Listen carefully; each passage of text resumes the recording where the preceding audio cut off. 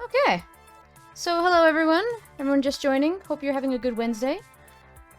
My name is Ekami, and we're gonna be starting up some more arcade spirits. We might be courting one of 3 people, or maybe all 3 people tonight, because I don't really know. They're all really cute.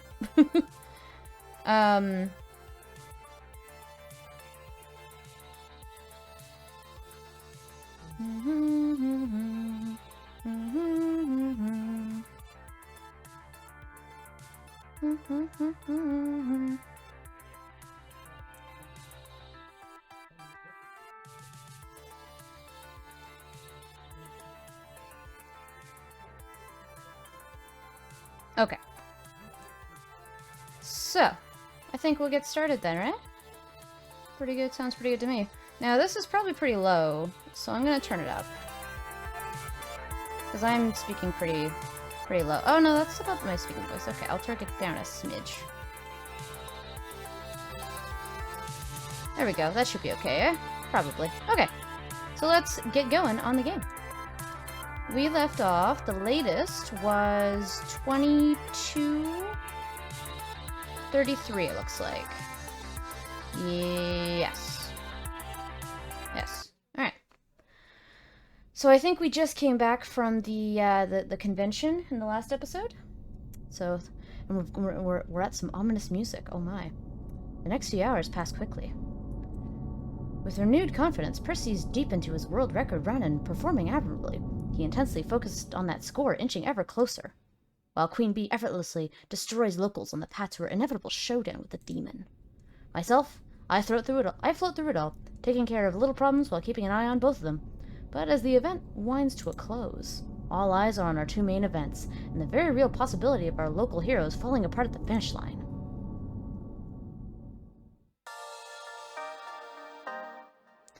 Technically, the arcade-wide score competition is still on, but the crowds are ignoring the games in favor of crowding around Fist of Discomfort and Moopy. Percy's been on a solid run since his earlier fumbles. Queen Bee's been effortlessly destroying all competitors, as expected. But the demon has been matching her game for game, destroying all his opponents as well. And as predicted, grand finals will come down to Queen Bee versus the demon. Just gonna check my... Oh, I think that's still a pretty good audio level, eh? Yeah. And as for the magical world of Moopy, Percy's closing in on that world record with the tape rolling and ready to submit to Twin Galaxies. Pressure's on. Helped Percy through his frustration. I could be there for him at the end, too, but undoubtedly, the tournament has the bigger crowd. I might be needed there. I can't be there for them both, much as I want to. Oh, who do I focus on? Ooh. Percy's about to achieve his life ambition. I want to be there when it happens. I haven't seen Queen Bee yet. I kind of left her at the wayside a little bit. I need to go see her in the last episode. This is it, the grand finals of Fist of Discomfort at the Thunderdome. I can sense the excitement in the crowd, and it's hard not to get swept up in the hype. My nerves are through the roof right now, and I'm not even the one playing. Using my event manager authority, I reach the front of the crowd, where Rhapsody, an FOD expert Iris, invited to handle the play-by-play announcing, introduces the competitors. On the player 1 side, the rising star of L7 Gaming, local Funplex champion and internet sensation, Queen Bee!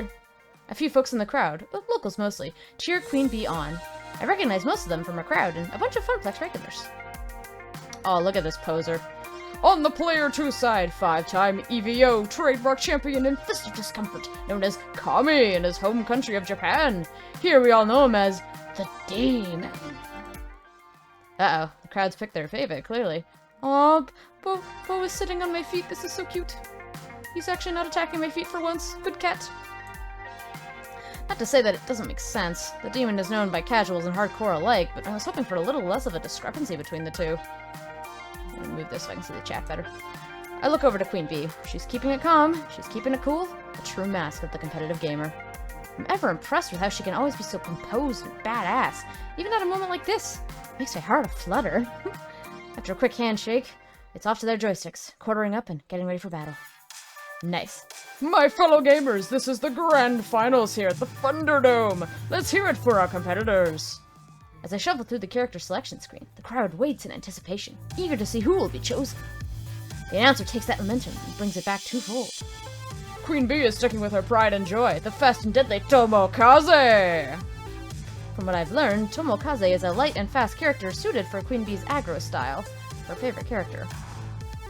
As for the demon, who's been Bo, don't bite me, who's been playing as Staple, a heavyset controlling samurai all day, selects a similar speedy attack ninja? What an amazing turn of events! The demon completely strays from his normal character roster and chooses Silent Blade. This is completely unlike anything we've ever seen the demon do today. What an exciting matchup! One you won't want to take your eyes away from. The nuances of the game escape me, but I'm pretty sure this isn't what Queen Bee was expecting. Not in the slightest. I'm starting to wish I'd paid more attention to this game, so I'd know exactly how doomed she was right now. With characters locked in and maps set, let's not delay this match any further. The countdown is at 3, 2, 1, and begin! Ooh. Right out of the gate, the demon comes at Queen Bee with a ferocity I haven't seen since Queen Bee's usual matches, where she charges head-on into her enemy. Right out the gate, the demon attacks Queen Bee with a ferocity the likes I've never seen! Like a cheetah, the demon spares no time running straight towards his prey. The demon has completely ignored the ninja creep waves. He's taking full-on minion damage, and he's not even phased. In fact, he's not even stopping to buy items. Our champion from Japan only has one thing on his sights, and that's Queen Bee. To be honest, I still have no idea what's going on. Esports are a dense brick of your knowledge? Okay. Your knowledge that's way beyond me. But from what little I know, Queen Bee plays a fast style. And now she's hitting someone who's playing even faster, staying just one step ahead. Normally these matches go on a good 5 or 10 minutes, but he's already put Queen Bee down once, then mauled an allied sensei while she was respawning. I try to make myself heard over the crowd. Stay cool, focus on defense. Kick his ass! You can do this.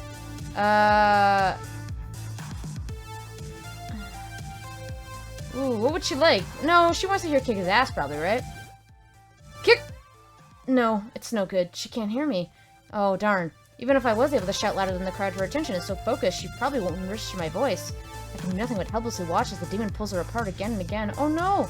The onslaught! The demon, living up to his namesake, is not showing any ounce of mercy for his competitor. But what's this? Queen Bee is switching things up! She stopped at the item store, completely ignoring the attacks on her sensei. What could she be possibly buying at a time like this? Fortunately, she seems to have developed a plan. Not that I totally get why, but she stopped attacking so she can buy a bunch of scrolls. I mean, the demon's not gonna politely wait for her to shop.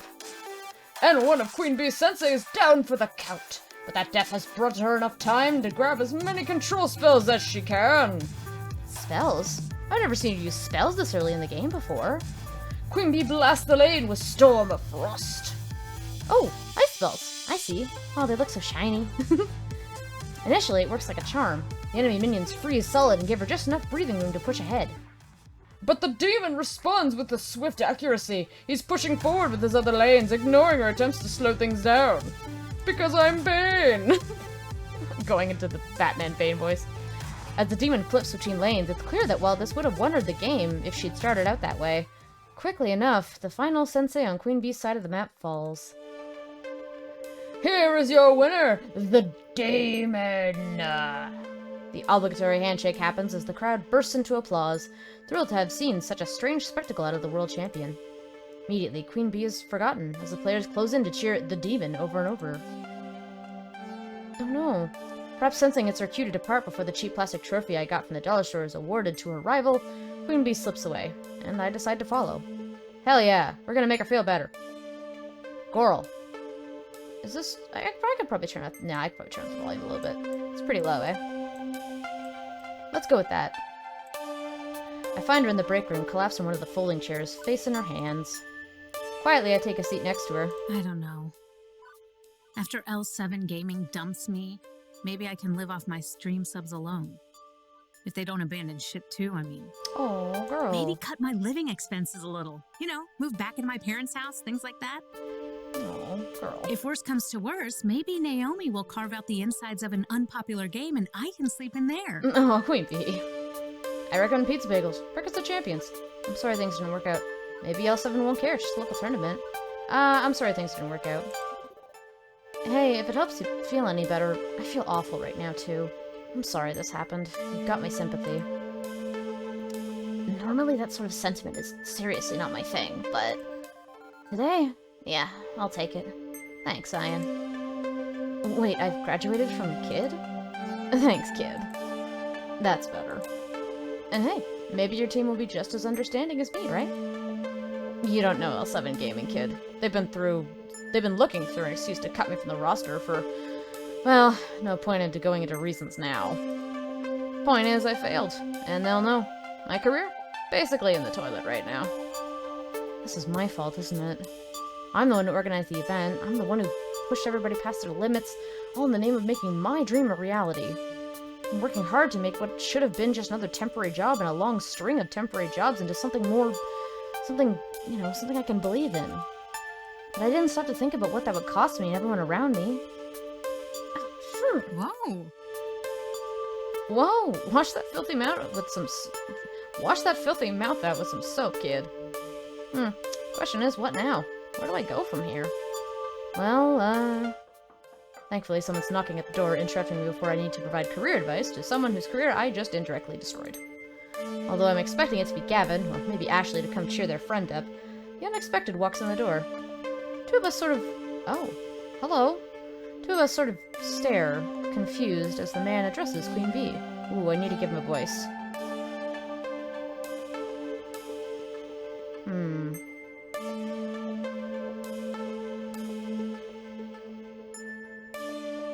What kind of voice do I want to give him?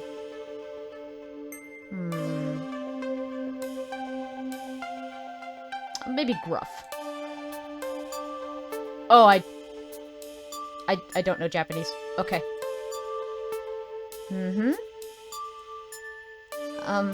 What? Hey, listen.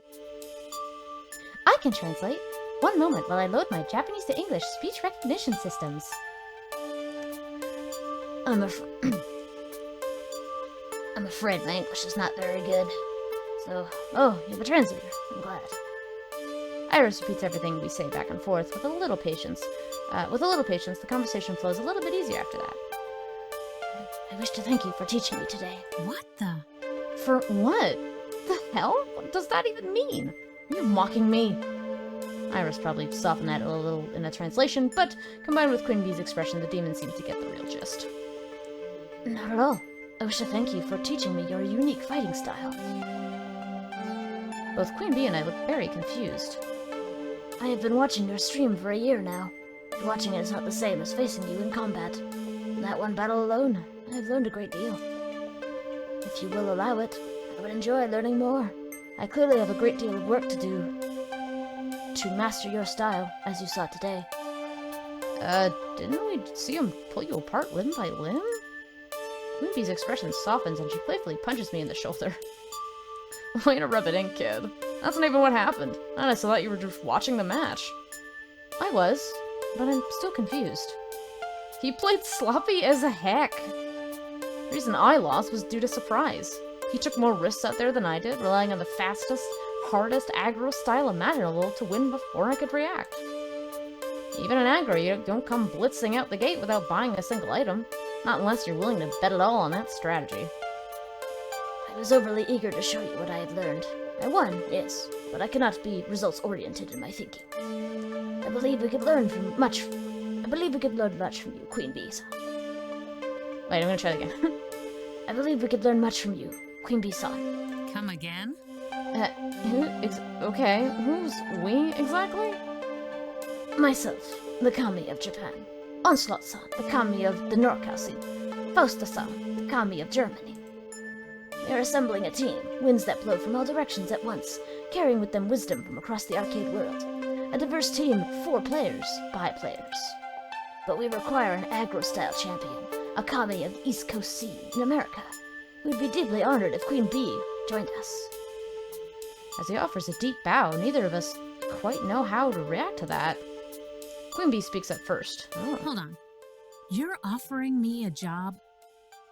That's why you came here? Hey. I've been scouting for talent to complete our team, and have yet to meet anyone quite like you. You are intense, wild, daring, and exactly what we need. Sorry, taking a drink. But I could not know for certain until I attempted to surpass you in direct combat. I attempted, and I failed. Winning the match is irrelevant. My play was insufficient. However, if you wish to remain loyal to L7 Gaming, I will understand. Them! Them right in the ear! Oh my! Oh my, Queen Bee. I mean, let me look into my contract situation and square things away first. But, you know, I'm interested. Yeah, interested. Nice. I barely saw the hint of the possibility of a glimpse of a smile on the demon just now. I'm gonna turn down my thing way a little bit. There we go. And it's gone. Thank you. Please take all the time you require. Fate willing, we will welcome you as one of the 4 heavenly kings. Nice. We will at last have found our queen. That's awesome. Aw, I'm so happy for her. With that, he offers one more bow and promptly turns to exit. Whoa! Holy heck! Kid, do you know what this means? You're about to be elevated to Arcade Godhood? Your skills will expand dramatically. You don't have to live with your parents. Expand dramatically. That by learning from the 3 top players in the world, you'll gather the knowledge and fighting prowess to legitimately conquer the universe? Yeah, I will. It'll be hard work. Hard as... Don't get me wrong. But I'm ready. I'm up for the challenge. This is the door opening for me, kid. I have to be the one to walk through and face what's on the other side. But I can do it. I've got a future, and it's bright. I'll admit to some relief on hearing I didn't just sink Queen Bee's battleship. The fact remains that we got lucky. If the demon hadn't been in a generous mood, hadn't been scouting for talent, her career would have been in shambles. Thanks to me. The demon said it himself. Don't fall for results-oriented thinking. Maybe her future is bright, but it almost wasn't, thanks to me. Man, who knew being an adult with many important responsibilities instead of a transient floating through life would be this nasty? Kid, you okay there? Yeah, I'm fine. Everything's fine. I'm gonna turn this down even more. There we go. Shaking the moment off, I do my best to celebrate her achievement. I'm just glad everything worked out. Me too. I was pretty shaken up this morning, truth be told. I think my performance shows I've got a long way to go. But I'm getting there. Anyway, no sense hiding back out here all night. Let's go mingle with the guests a bit before the party's over. With her confidence restored, Queen Bee strolls to the door to return to the Thunderdome crowds. Yay! We got some points with her. Oh, I hope Percy's okay. As we re-enter the arcade, I instinctively size up the crowd, looking for trouble. But there isn't any. Good. Don't think I could deal with another crisis. Wait a minute. Where's Purr? Percy? I don't know. No! No! He's gone. Nobody's playing Loopy, in fact. It's already drained out the extra lives and gone back to the attract mode screen. With a score just short of the world record. Oh no. Oh, I think he cracked under the pressure. Whoa, what? Percy's in the hospital. No! No! He's in the hospital? Oh god! Oh god! He started clutching at his chest and then fell off his stool. I think it was a heart attack. I called 911 right away. The ambulance just left. Oh no. I need to go. Gosh, I ride the bus. I can't drive to the hospital. Queen Bee provides. We'll take my car. Gavin, can you and the others finish up here? I have to... Ugh, this is my fault. I pushed him too hard. Go. We'll take care of the Thunderdome. Oh god, Percy! No! Quickly, we pile into Queen Bee's rusty yellow hatchback and speed off to the local hospital. Percy? Babe? Light of my life? The hour is growing late, but we managed to find his room just before visiting hours are over. And inside, lying in a hospital bed. Oh, hello there. Wasn't expecting visitors. How do you do? Is the vet going well? How do you do? Seriously? How do you do, Percy? Exactly, what's going on here? Are you okay? Does he have the same condition as his sister? I'm gonna be mad. Oh, tush, it's nothing. Just a hot tremor. Wasn't even a full arrest or anything. They're keeping me overnight for observation. I'll be back at the Funplex before you know it. Still have a high score to defeat after all. Are you kidding me? Harper, come on. You're hooked up to the ECG. I can see your heartbeats. It's not nothing. The heart condition that your sister died of. It runs in your family, doesn't it? No. Yes. Rather unfortunate. I didn't want to bother you with that little trivial detail. But, yes, I've got the same condition. A late bloomer, it seems, compared to my sister. How serious is this condition? And be honest with us, Percy. No holding back to keep us from worrying, because we're gonna worry whether you like it or not. Yeah, what the kid said. Well, They've said 2 years left to live, but science isn't an exact science, I suppose. 2 years? No. Shoo! The hospital PA system chimes, grabbing my attention.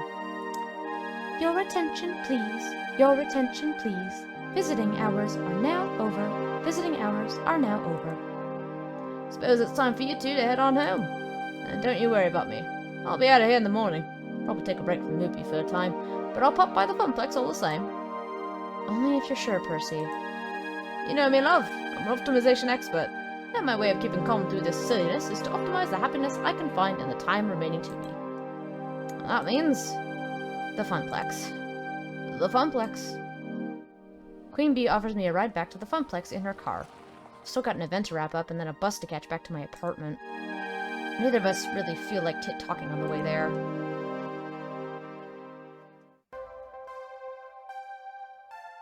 I'm back. Although there's much to come back to. All the plastic trophies I picked out for the high score contest are gone, along with their winners. Looks like everybody's closing up shop. Ashley tidying up a bit. Naomi literally having fallen asleep at the prize desk. And Francine, up way past her bedtime, squinting at a computer printout. Hello, dearie. Ah, there you are, Zion. Gavin ran the numbers while you were out. Despite the discount on tokens, we made a tidy profit today. Far above and beyond what the Funplex normally draws. From what Ashley tells me, the mood was quite jovial near the end. Many nice folks saying they planned to return. And even if the local champ didn't win at Fist of Discomfort, they got to see the demon in action. That's a feather in our cap. I'd hoped you'd be pleased with the news. This is what you wanted, yes? To put the Funplex on the map? Business is going to be just peachy now, especially with more lovely parties like this one. Yeah, okay. Sorry, I am happy about it. Just exhausted. Emotionally, mentally, and physically. Well, for what it's worth, we're all rather exhausted, dearie. But we've got no regrets. Yay. I'd like to think I know a thing or two about dreams. Dreams and how difficult they can be to make a reality. True enough. Your dream of a thriving Funplex is going to take hard work from each and every one of us. But we're ready, willing, and able. But true, Queen Bee didn't win, and true, Percy was, hospitalized, but poor dear. Oh, God. But we did it! Your friends saw it through, and they do it all over again, without a doubt. Aww. I nod, a bit numb to it all. I'm sure it'll feel like $1,000,000 tomorrow when Percy strolls back in and smiles, and Queen Bee's sporting her fancy new team jacket.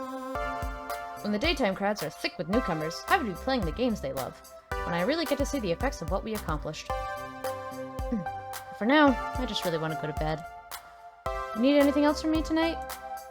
We're all wrapped up like a bow. I'm on my way home to see a good night's sleep myself. Go home, Zion. We'll see you tomorrow. Bye, Francine. I love you. God, what a spacious apartment. Sorry, I see that and I'm just like, oh, I've seen some real small ones. Cause I'm apartment hunting right now, so I'm like, I turn the keys in the lock, slumping into the apartment. Hi! Diane, hi! So, how'd it go? Was the Thunderdome every bit as awesome as the awesome poster I designed for it? The players went home happy and business is booming. Hooray! Why don't you look happy? It's been a long day. Well, okay. Honestly, Zion, you're an inspiration to me. You had the guts to chase your dreams. It's tough work, but I know that Iris could find you something you love. And I've been wondering if I should follow in your footsteps. You want to become an arcade czar? No, silly. I mean, just try to find something to do with my life other than make coffee for executives and file their paperwork. I got it. Like that poster. I could try to be a graphic designer. Maybe. I've always loved doing stuff like that. There we go. What do you think?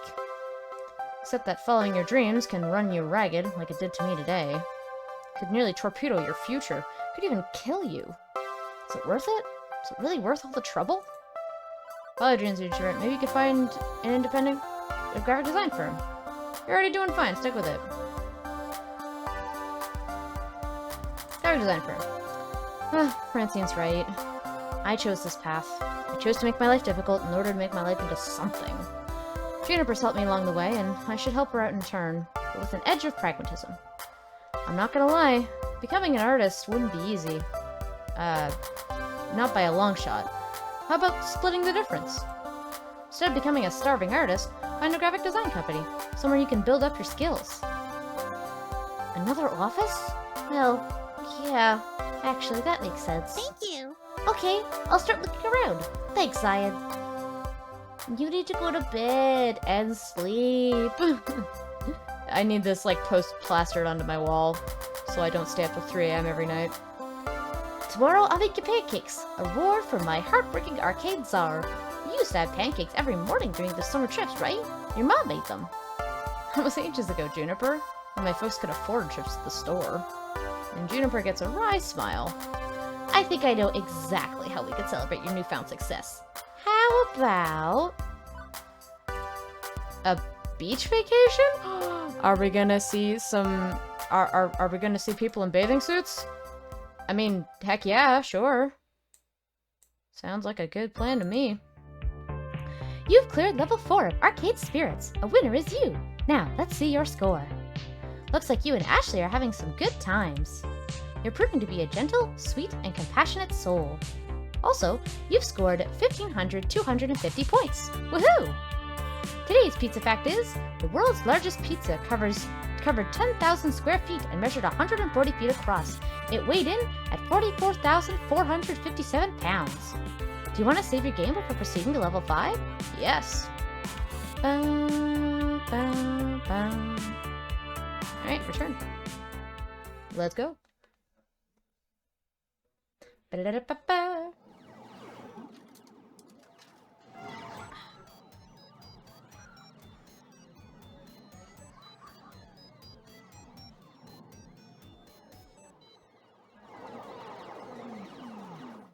Level 5, under the boardwalk.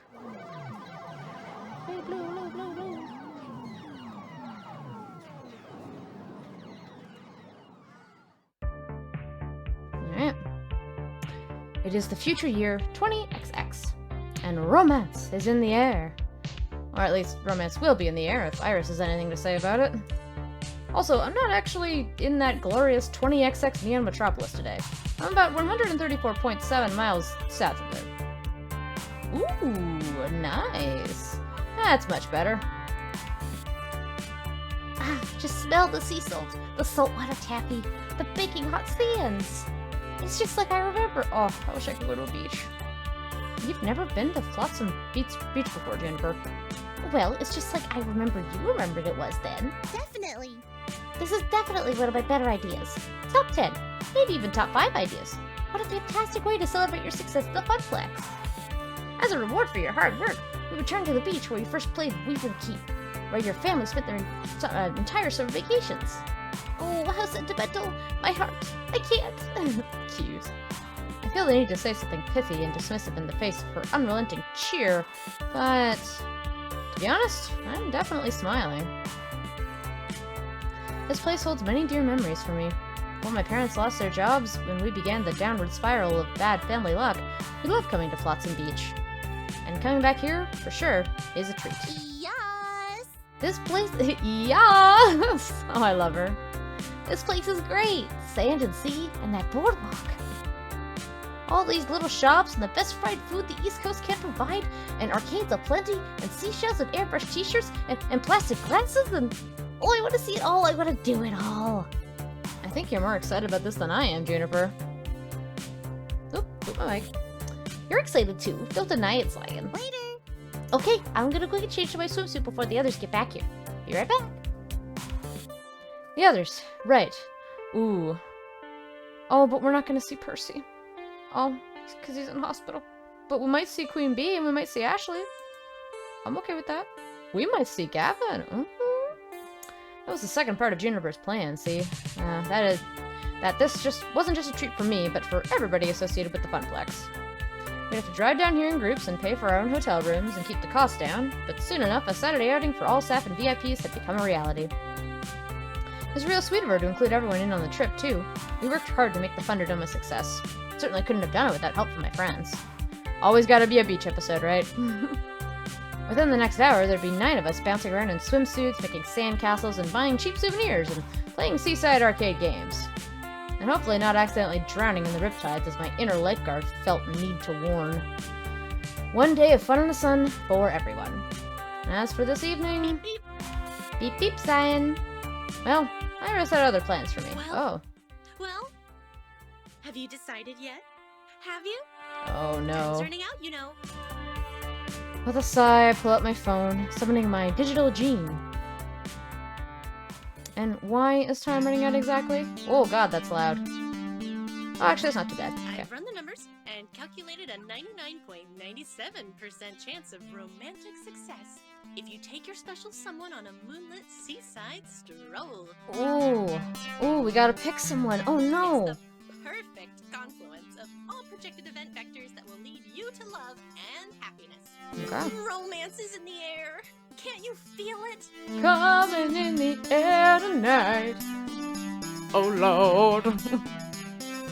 Right now, all I feel is slightly overheated. I need to go change. Yes. Yes. Good. Put on your sexy swimwear. My projections. Can we date Iris? She's been going on and on about this ever since finding out about the beach trip.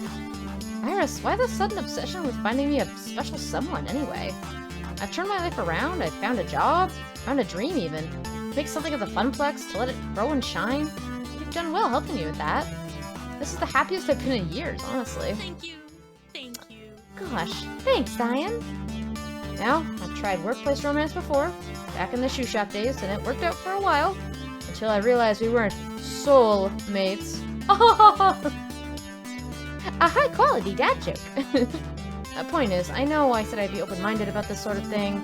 I haven't forgotten what we talked about the day I joined the Funplex, but now that I'm faced with it, I'm not so sure. Zion, you've spent weeks getting to know these people. You've even taken a few of them out to lunch. What if I just make things awkward for everyone? What if I can't decide who to approach? What if I'm not ready to start dating again? What if I can't decide who to approach? Yep. I'm actually kind of torn on who I want to try to, woo. I'm pretty close to a few of them already. Really close. Also, I get the feeling a few of them feel the same way about me. I could be reading the signals wrong, but if not, what do I do? Relax, we're all adults. In the end, this is up to you and whoever you choose. If it works out, great. If it doesn't, that's okay. Don't overthink it, yeah? You're not a middle schooler anymore. And there's the sudden flashback to Jamie pouring apple juice down my shirt to show affection. Meep. Right, okay. My sources say yes.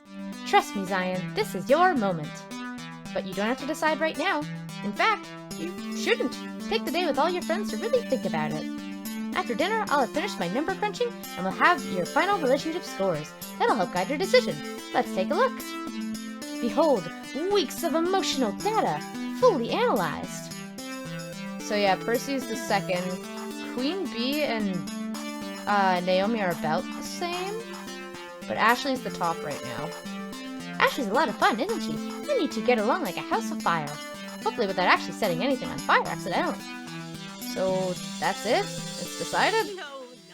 The points are just a guide. And it's not like I'm gonna force you to woo someone just because they're your top match. True. I still need to calculate how well your personality matches what they're looking for. That'll net you bonus points. It's like Mario Party. Consider it food for thought, you know? And you've still got the rest of today to see who you're a good fit for. maybe cram in some more time with them. True. Anyway, keep an open mind, yeah? By the way, according to GPS, your potential romances will be here in less than 2 minutes. Oh god. Have fun! Okay, Iris. Thanks, girl. I hastily jammed my phone back in my pocket before anyone could hear that. Man, Iris, you could've just chillaxed by the sea. Maybe found that old arcade where I once played Wyvern Keep and had a pleasant time. But now I need to be sizing up romantic partners? Although, maybe there is someone I've been getting close to. Someone I wouldn't mind being closer to, in fact. It has been a long time since I felt like I could even try having someone to share a life with. Maybe it's time to look for love again. But for now, I decided to focus on the day ahead. Fun in the sun. Good, clean fun in the sun. And no inappropriate staring when they show up in... Yep, very innocent and chaste fun in the sun. Sure, I can do that, right? Oh my god! Teo, honey! Also, damn. Alright, Queen Bee, hello. Is this too hot for Twitch? I don't know. Hello, Flotsam, your queen has arrived. Morning, Zion. Is this a private game of beach blanket bingo, or can we join? Innocent, chaste, fun in the sun. And where can I set up my parasol? And how's the surf? Teo was thinking of doing some surfing. I rarely get a chance to surf these days. Looking forward to breaking up my old board and hitting the waves. I was gonna play the Beach Boys all the way down here from the city. They'll get in the mood, but Queen Bee vetoed it. Hey, if you want a free ride in my beloved B-mobile with your board strapped to my roof, you listen to my music, Mr. Dance Pants. Oh, hey, there's the perfect spot. Let's sit up there. Catch you later. I'd better go out there. And see you there. I suddenly feel a bit inadequate in terms of proper beach bod and attire. Oh, she's so cute. Damn, Gavin, holy. Alright. Okay. Oh, Naomi's so cute. I love her. We're here! Excellent. Ah, good. Queen Bee brought an umbrella. Yeah, I don't really tan so much as burn to a crisp. Girl, I feel ya. Oh, I burn like a tomato. Honestly, I'm mostly here for the shopping and the arcades. I'm curious to see how these arcades are run as well. Maybe I can talk to a manager, get some tips for how to handle a very transient audience. Ugh. I meant to play in them, not to study them. Sheesh, Gavin, we're not here to work. Can't I do both? I'll go join the others for now. It's been a long drive, I'd love to stretch out a bit. Bye, Gavin. Ooh, me too. I'm so cramped from sitting in that van. Wait for me. Oh god, it's actually gonna be last. Stretching, yes, stretching is good. Flex those muscles. First, oh my god, Ashley is so cute. Oh my god, I love her. And also, Percy. He's also cute. All right, the beach. I haven't been to a beach in ages. Not since my science fitting days from out of that funnel cake place. And I guess there was that one time we did a beach shoot, but that was like last summer. So, yes, ages ago. Feels good to be back in the sun. Last beach I went to was in England. Considerably more cold and overcast than this, I'm afraid. And before you ask, because Ashley already asked, and again on the drive down here, I'm not going to explode in direct sunlight. My condition is quite stable today. Sorry, Percy, but you are part of the crew. That means we care about you. I promise, though, we won't treat you like you're made of glass. You're still good old Percy to us. Much obliged. Thanks, love. All the same, think I'll grab a spot under that umbrella before all the good shade is taken. As for me, the last one in the water is a landlubber. Oh, she is me. I love going swimming at the beach. The water, yes. Getting wet and cooling down. Oh my god, Juniper is adorable.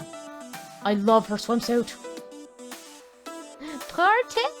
Hello, dearie. Afraid my bikini days are behind me, but I'm happy to be here all the same. I do so love to be out in the sun. Lovely beaches, lovely weather, lovely people. Good to see all three present and accounted for. Yeah, I rented an extra parasol and some chairs for Miss Francine tonight. And for you too, Zion. Plenty of room if we squeeze in. My, oh my. How cozy. Well, okay then. This is a new context for me to be observing these people in. But fun in the sun, right? Above all else, this is to be a day of celebration and cheer over the success of the Funplex. That firmly in my mind, I join everyone and we get this beach party started. Although it doesn't take long for the group to start splitting up. There's just too much to see, too much to do. I know from my vacations here as a kid that you can't really try everything in one day. But unlike me, they're noobs. And as an adult, I know how to budget my time to do the things I really want to do and hang out with the people I really want to hang out with. Despite my attempts at good, clean fun, Iris's words are still running through my head. By evening, I need to make a decision. That means if I'm seriously going to make a move, like she's suggesting I do, I should spend my time wisely leading up to that move. Well, what next? Alright, where do we go? Naomi and Ashley are making sand castles. That's cute. Gavin and Queen Bee just found a volleyball. Teo and Percy are playing carny games. Juniper's talking with her Iris, it seems. Yeah.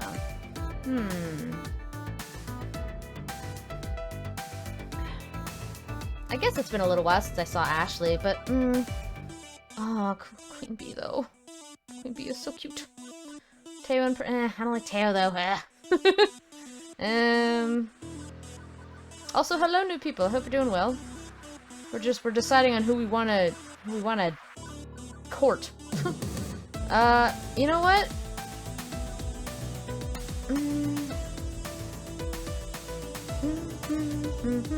I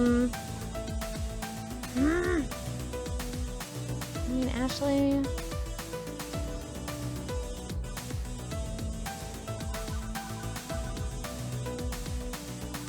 Maybe Ashley. In the distance, I see what appears to be a myriad of sandcastles, which makes sense. I mean, I'd be worried if it was a whole bunch of not sandcastles on the beach. During my many beach outings as a kid, there were always multiple sandcastle competitions going on. Look, they're so cute! And in front of me, our own Funplex fabricators have entered the fray. With Naomi being our arcade builder and Ashley with all of her cosplay craftiness, it's no wonder why these two are up for a sandcastle challenge. As I jog over them, I see Ashley lapping over her castle and Naomi meticulously measuring something on her citadel. How goes the casting? Amazing! There's the castling. Great! Do you see all these amazing sandcastles? They're all so cute! Excuse me. Ooh. Properly made sandcastles aren't cute, Ashley. Oh? Then what are they, Naomi? Assuming they're not just made by kids for funsies, proper sandcastle can be a structural masterpiece. Wonderful. Every grain of sand must be in its proper spot, or the whole thing comes crashing down. If a job's worth doing, it's worth doing right. Naomi says this without lifting her eyes away from her castle. She's so completely focused that I don't think she's blinking even. And what exactly are you doing, Naomi? Let me explain. I'm making sure each embrasure is equidistant around the tower. Otherwise, it'll be an asymmetrical mess. Makes sense. I take a moment to actually appreciate their castles. Naomi's is a structural masterpiece. Straight, perfect edges meet bold, flat walls which produce an almost perfect medieval castle. Damn girl, nice. She even added an ocean water mode to complete with the drawbridge. Ashley's is equally impressive too. It's a soft, fluffy fantasy castle. The foundation is made of sculpted sand castles like an elegant castle in the sky, complete with spiral staircases encircling slightly slanted towers. So I take it you both entered the competition? Of course! You know it, Zion! You should make one too. It's not too late. Yeah, I think there's like half an hour left to the competition, and since it's amateur level, latecomers are allowed. But both of you have made some extraordinary castles. My architectural skills are somewhat lacking in the sandcastle area. Those sound like some sad excuses. They're perfectly good excuses, Ashley. It's not like we're professional sandcastlers either. Zion, it's not about winning. Naomi looks over at Ashley, who's giving her a smile, accompanied by a questioning look. Okay, it's a little about winning. But I mean, I'm super tryharding this and trying to win with a perfectly constructed little castle. But for me, mostly, it's about setting a challenge for myself and completing it properly. There's nothing more satisfying than that. Plus, we'll be here helping you to do it. How do you plan on helping me start a castle while you'll be completing your own? Sounds difficult. Oh, we're almost done with ours anyway. Yep. If we have 3 sandcastles in the competition, then that's one more chance for us to bring it home in gold. Yeah! It'll be fun. Come and join us. Yes! Come on, Zion, join us! Join us!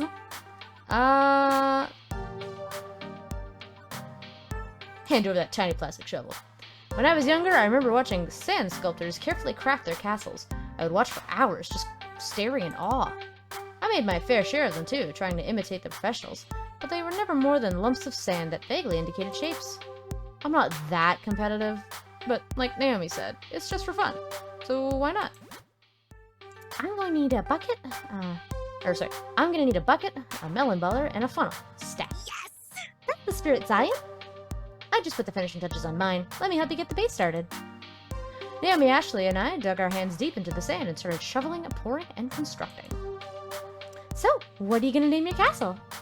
Huh? You can't just make a sandcastle and not give it an epic name. Ashley has a solid point. To give it a name is to give it life. I have names for all my important tools back in the shop, too. So beautiful. My soldering iron is named Melty, my multimeter is named Zappy, my rom burner is named Sir Romulus Romanov III. Maybe not something quite that grand for mine. How about the Funplex? Both Ashley and Naomi bust up laughing. That's very appropriate. The Funplex is practically a castle, right? What if we make it look like the Funplex? Already looks like it, kinda.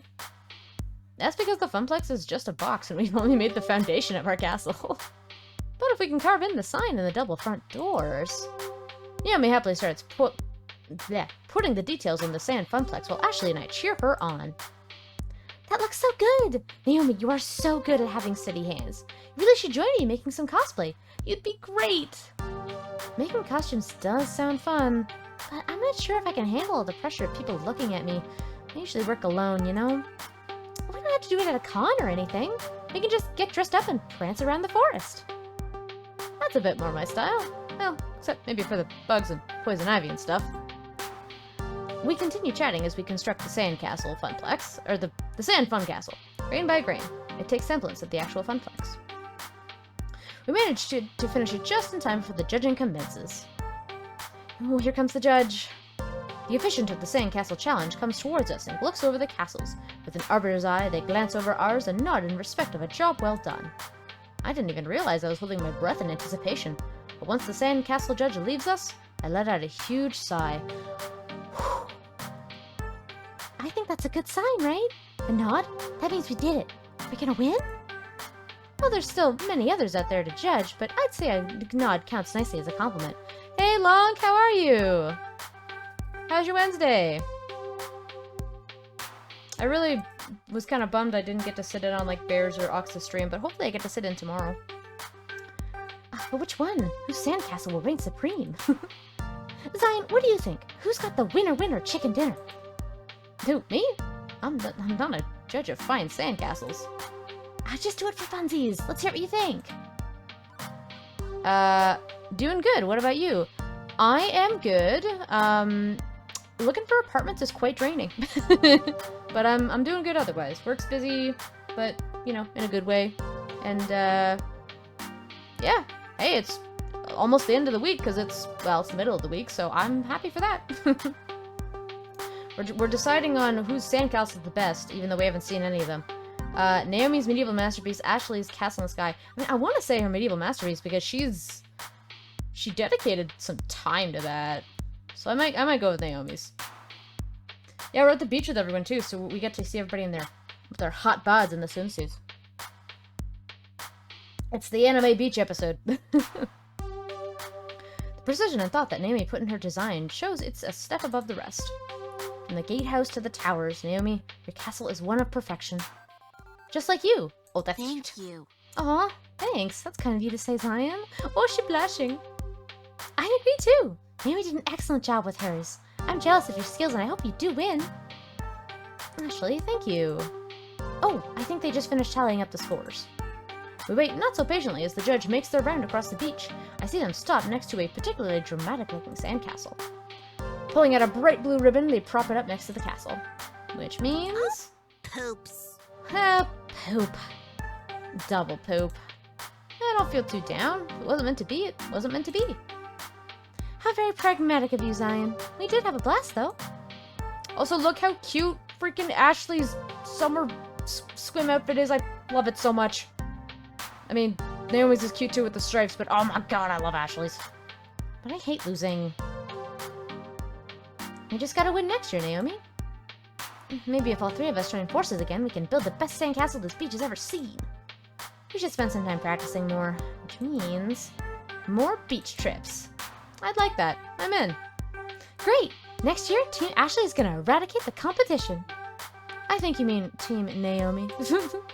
You two can fight over that next year. I think I'm covered in enough sand for a while. Hate sand. Gets everywhere. Is Zion just secretly Anakin? Because I'll accept that headcanon. I'm gonna go see about being slightly less sandy. I hear ya, but Naomi and I aren't done here. We got one last thing we gotta do. Oh? What's that? Destroy our creations! I'll leave you to that then. I am a mighty dragon. Fear me, tiny sand people. Both of them smiled wildly at each other and laughed. Walking away, I can hear the sounds of devastation behind me. That's adorable. Honestly, kicking your sandcastle apart is like the best feeling. I peek back down one last time to see the castles come crashing down before I set my eyes forward. So, what next? Okay, I kind of want to do Percy. Oh, Queen Bee looks so pretty though. Oh my god, but Percy looks really cute. Oh, I don't know. Lonk, if you're here, help me pick. I want to do Gavin and Queen Bee or Teo and Percy. I like Gavin and I like Queen Bee. I hate Teo, but I love Percy. One. Okay, you're gonna see Queen Bee in a swimsuit and your jaw's gonna drop. She is a goddess. Queen Bee and Gavin have taken up a friendly little sports competition here in the sand. Also, Gavin looks heckin' ripped. I love him. Beach volleyball has been a favorite pastime of beachcombers. It's fun, competitive, and what's not to love but watching athletic people show off their, skills.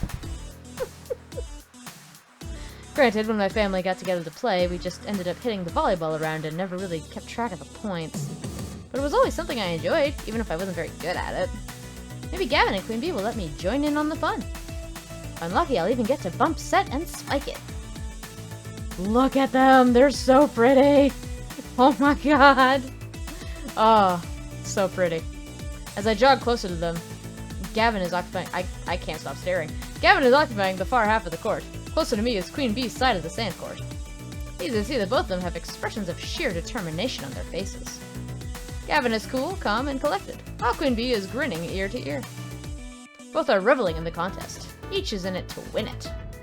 I'd like to take some sort of catastrophic event for one of them to go back down. Like a tsunami.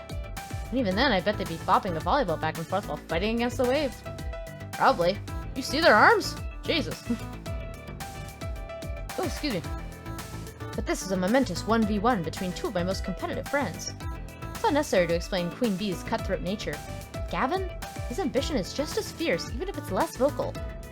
He'd do everything for the Funplex to succeed, and he's taken that same attitude to beach sports. Are you sure you're ready for this next serve?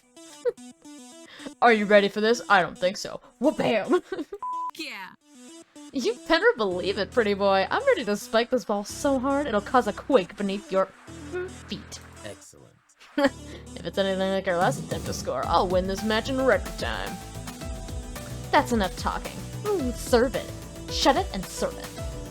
Hi, Queen Bee. Eat this. Take this. Or, I guess not. Maybe I'll just try Gavin. Hi, Gavin. Not today, Queen Bee. I'm not sure I'm going to get a word in until this whole ordeal is over. The concentration is intense. Game faces are on, and they see nothing else but the competition before them. I might as well take this time to watch them play. Hopefully they'll notice me, senpai. Gavin gracefully executes an underhand serve with the volleyball, and it glides over the net mere millimeters above it. In all fairness, it was a perfect serve, but Queen Bee returns with a dig up high. With enough time, she easily squares up her pose and spikes it down towards Gavin's side of the court. Gavin doesn't have enough time to respond, and it falls hard into the sand. Queen Bee claps and stomps her foot into the ground in unison. Victory! Ace! Technically, that's not an ace. An ace would be a point scored off of a flawless serve. Queen Bee laughs and sticks out her tongue. Bleh. Technically, it's putting me in the lead. It went on like this for quite some time. Both of them stood volleying balls and serving quips, and meanwhile I stood by and could do nothing but look on longingly. I just wanted to play. Let Zion play volleyball. Not that I'm complaining much. Both Queen Bee and Gavin are the most athletic of the crew, save for Teo, and, well, let's just say the sand isn't the only hot stuff around here, to be honest. Whew. So watching them glisten as sweat drips down their bodies, yeah, that really isn't a problem for me. It's like her body was sculpted by the gods themselves. Powerful thighs, toned arms. Queen Bee's a goddess in my eyes. It's enticing, and the gameplay isn't that bad either. Even though I've been standing here for well over 10 minutes, neither one has acknowledged my presence. This is, until...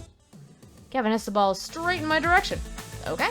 It soars all the way to the back corner of the court and lands right at my feet. Queen Bee turns around to see where the ball fell. Hey, Zion, that was out, right? Many ripped people on this beach. You so many, Sorgatani. How are you, Sorgatani? Hope you're doing well. Happy that you popped by. It's the anime beach episode we're playing. I don't know. Oh, now I get acknowledged. I think not. That was clearly on the line, Queen Bee. The point is mine. Whoop, I saw your comment. I'm good, how be you? I'm okay. Been looking for apartments. It's a tough search, because there's really not a whole lot of good ones for a good price, but we're getting there. You know, we try. Other than that, work was good. I'm glad that it's the hump day, so it's almost the end. Also, yes, Nightbot, thank you for reminding everyone about the charity. Feel free to give bits or whatever, or if you want, of course, don't have to. But all that will be going towards the Canadian Celiac Association if you are interested. No, it wasn't. It was completely out of bounds. You might want to get that prescription on those glasses checked out, even if you can't even see that.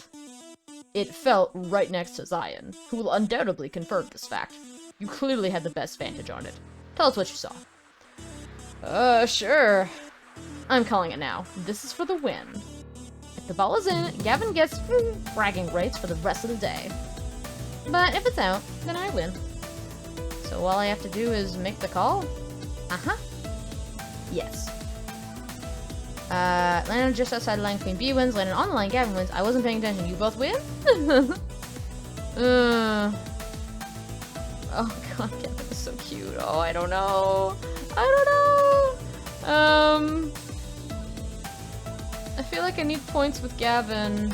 I want to learn more about Gavin. I'm already pretty high up with Queen Bee. I'm gonna say Gavin. The line itself is a thin rope cord held down by a simple tent peg, so I can see why it would be hard to tell if the ball fell around it. But I can't say for sure I saw it touch the cord. Nick, raise the line. Sorry, Queen Bee. Point. Oh, look. That is illegal, sir. Sir. How do I zoom in? I want to zoom in on this beautiful man. Like, can I just, like... Is there a zoom function I can do? No? Well, I can do this. Just make it real big and just zoom. Just look at that face. He knows. He's like, oh, you want some of this? God, he is pretty. Good lord. All right, let's stretch that. And we'll make it a little smaller so you can still see things. Alright, back to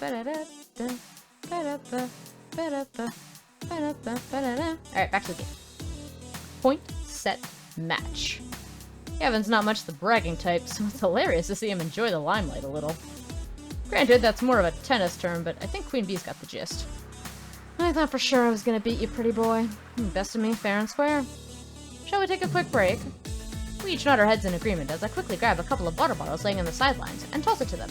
Water sounds great, I'm going to drink. I'm so thirsty today, I don't know why.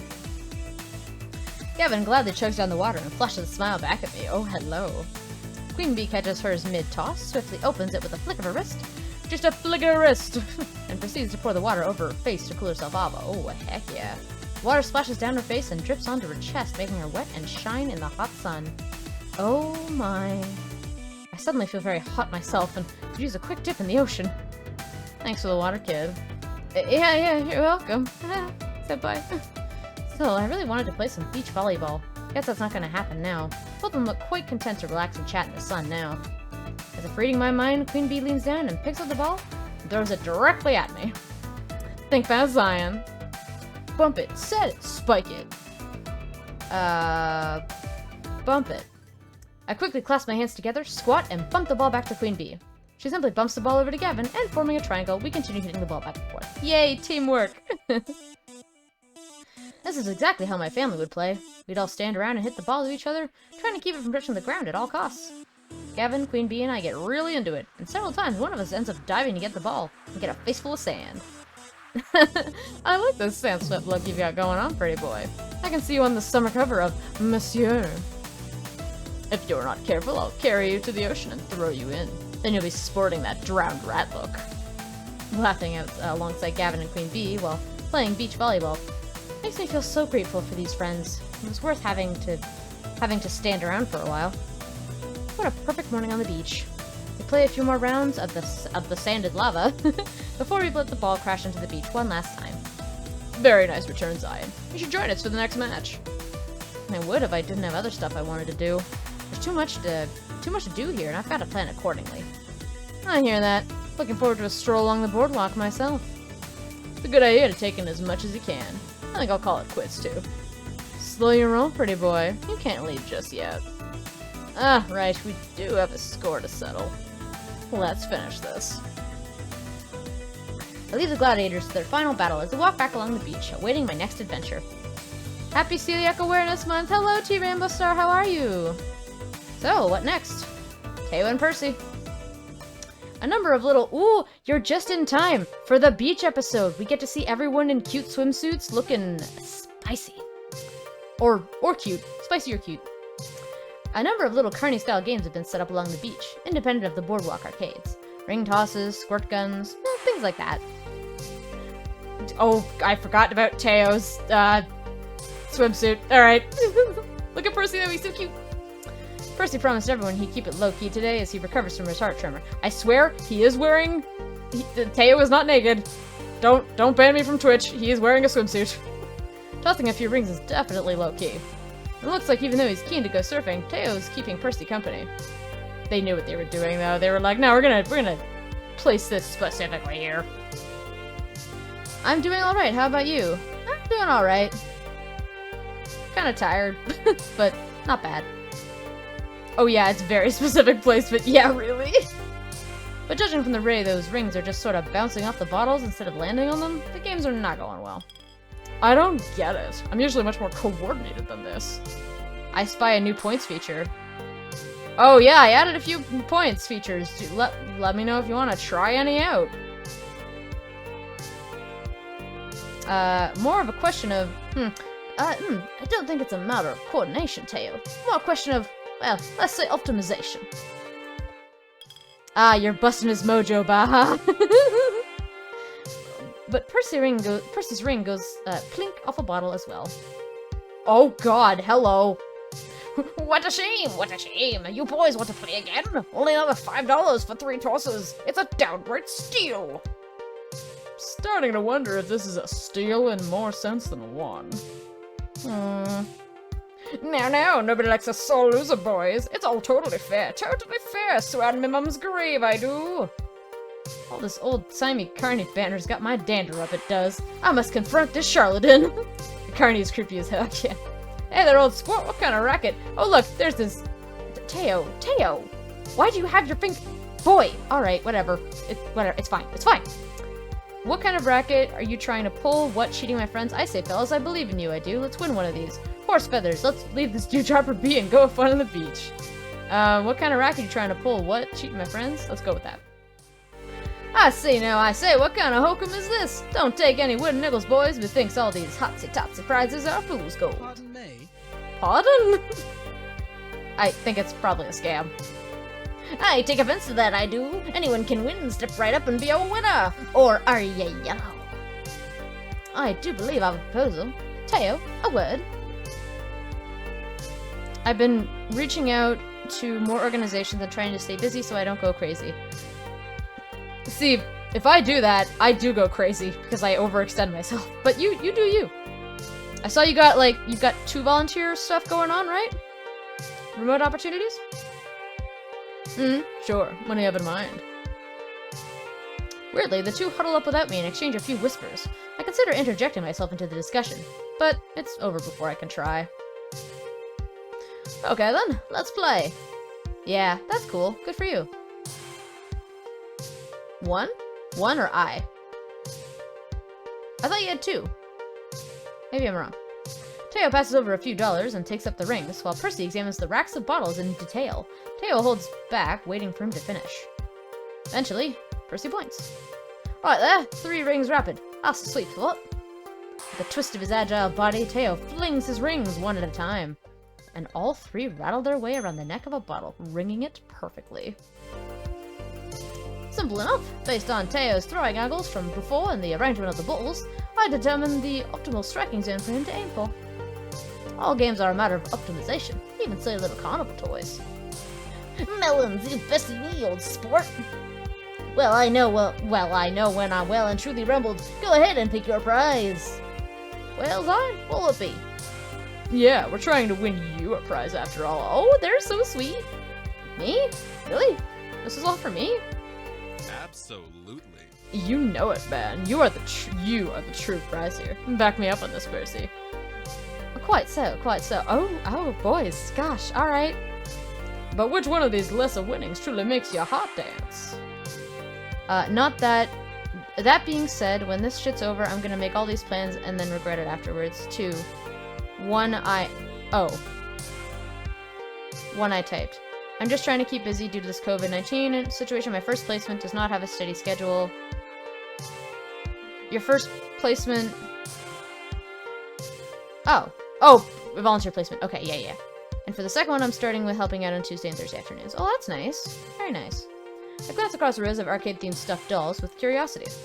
I'd say I'm a little too old for dolls, but you're never too old for a huggable plush friend, and they both work so hard for it. I agree. I'd like that adorable... Ooh.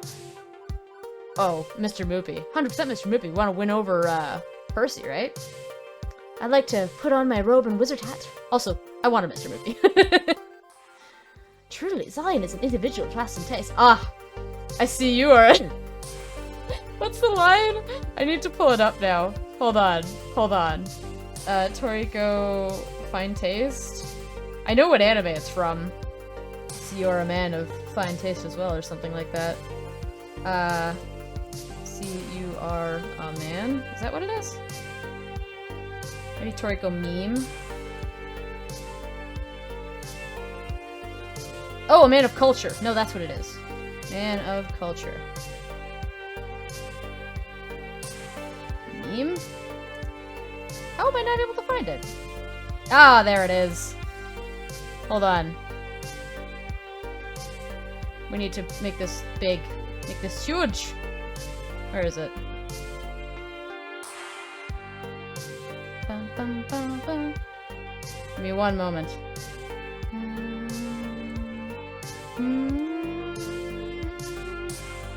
Save image. We're gonna make this massive. Downloads. Just hold on. Oh, where'd it go? The desktop? Yes, it is. Okay, photos. Wonderful. Okay, so Percy, right here. Hold on. Is gonna be.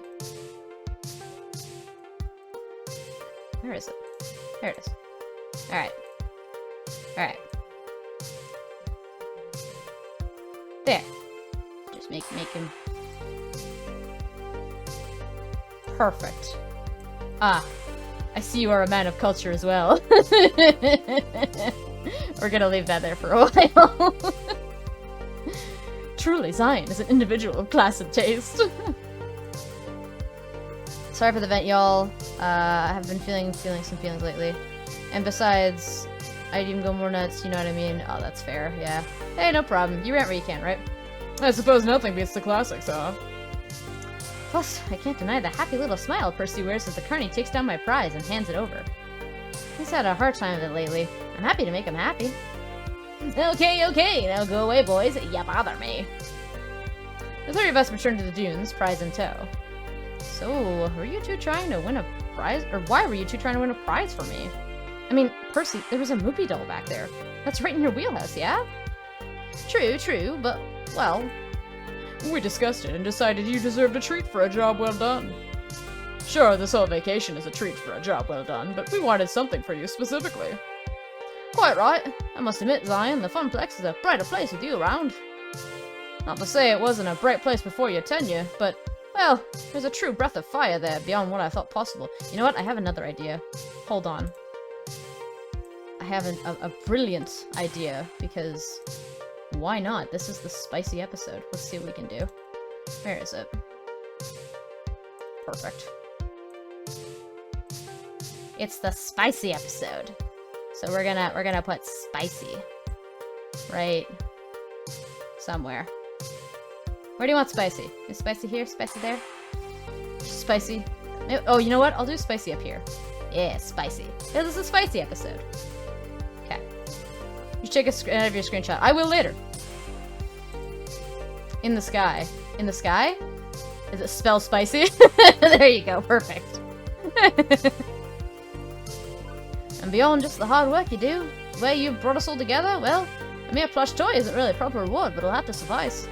I guess I can get rid of. I see you're a true connoisseur now. Which one is it? Is it this one? Yes. Goodbye, meme. Now it's just spicy. What a beautiful crowd. What a beautiful cloud. Perfect. Thank you, T-Bear, appreciate it. What my comrade is trying to say in this usual poetic way is, you rock, so you get a prize. Thanks for playing. Yes, that. Besides, I just can't resist taking any opportunity to see that lovely smile of yours. Okay, I'm gonna go hit the waves. I'd offer you a board, Percy, but, I know, I promise to take it easy. Not that I'm very aquatic, to be honest. It's okay, I'll do all the swimming for you, man. But it's good to spend time with you, considering usually we're on opposite ends of the arcade. You too. Bye. Well, wow. I didn't realize just how much I meant to them. I'm only a floor event manager, right? But seeing everyone come together for this beach blanket bingo we've wrangled up, it's the bee's knees, it is. The noon sun's high in the sky, and honestly, the noon sun's high in the sky, and what do I see in the distance? Do the clouds say spicy? Honestly, it's getting super hot out there, like heat exhaustion levels of hot. Well, while this would be a good time to migrate towards the boardwalk, it seems like there's one more thing in store for our little group. Look, she's so cute! Oh no, spicy! Hold on, we gotta make it a little smaller. Spicy cloud. You know what? Ooh, can I rotate? No, I can't. Okay. There we go. Hey, Naomi's got some kind of surprise lined up for all of us. You in? Of course. Great, we're gathering over there by the parasols. I wonder what this is all about. Oh gosh! Oh, thank you, Adam Bomb! Thank you for the follow, I appreciate it. Oh, I might have to let go of Spicy. Oh no. Wait, no! Oh, perfect, I can still leave it. Woohoo! Oh gosh. Everything's closing. I hope you're doing well, thanks for popping by. How are you on this fine Wednesday, Adam Bomb? Soon enough, the entire group is gathered. The number of shade-throwing parasols has multiplied to 4, too. Plenty of cool respite for everyone. Also new, a large cloth-wrapped bundle in the center of the group. Gather round, gather round. It's lunchtime. It's punishment time! Just Duncan Harp all of a sudden. And judging from the rumbling in my stomach, it's right on time. The bundle is unwrapped, revealing a series of simple wooden lunchboxes. Aww. In a traditional Japanese style. Each one's been painted a different color. Oh my god, I love her so much! As a way of saying thanks for all your hard work and support, please enjoy these box lunches, courtesy of the Funplex. And me, I made them. An authentic Naomi brand bento? Sign me up! I reach for a box, and she smacks my hand away lightly. No! No. No! Not yet, Zion. I made these very special-like. Everyone has a personalized lunch filled with their favorite things. Gavin, if you'd be kind enough to distribute them, names are written on the lids. The sass! Truly. Sure enough, on second glance, I can see the names and even little cartoon doodles representing each person. Wow, does my face really look that apathetic? Okay, I'll start handing them out. Gavin, you first. Oh no, he's gonna be in the spicy. Oh no! There is no Gavin, there is only Spicy Man. Oh no! I'm gonna leave that. That's great. I just keep it. Yeah, I don't care. It's spicy. I mean, he is pretty spicy. Look at that. Impressive. Let's see. Plain yogurt, celery sticks, and some rice. You know me quite well. Boring and nutritional. I colored a bit outside the lines on this one, rather than sticking to traditional bento style. Enjoy! Alright, who else is gonna be spicy? Everyone's gonna be spicy. Oh my gosh, sushi with some tempura veggies? Ooh, and a side of miso soup. I love nothing more than a traditional bento box lunch. And I love nothing more than making them. They all spicy. Ah, fish and chips, of course. With a little Union Jack on a toothpick. And you made a moopy maze out of the chips, too. It's not too stereotypical, is it? Quite good. I haven't found a proper chip shop stateside, so I'll take it. A nice little taste of home. Fantastic. Oh, yeah! A big juicy cheeseburger and french fries. My mouth is watering just looking at it. Yum! And it's got lots of pink in it, just how you like it. So pink, I can hear it moo. This is perfect pita bread and hummus. Love it. It's a great meal that fills the belly and gives you a ton of energy. And we have to keep your tank full. A tired Teo is not a true Teo. How Even- marvelous. Even Francine's spicy. Spicy.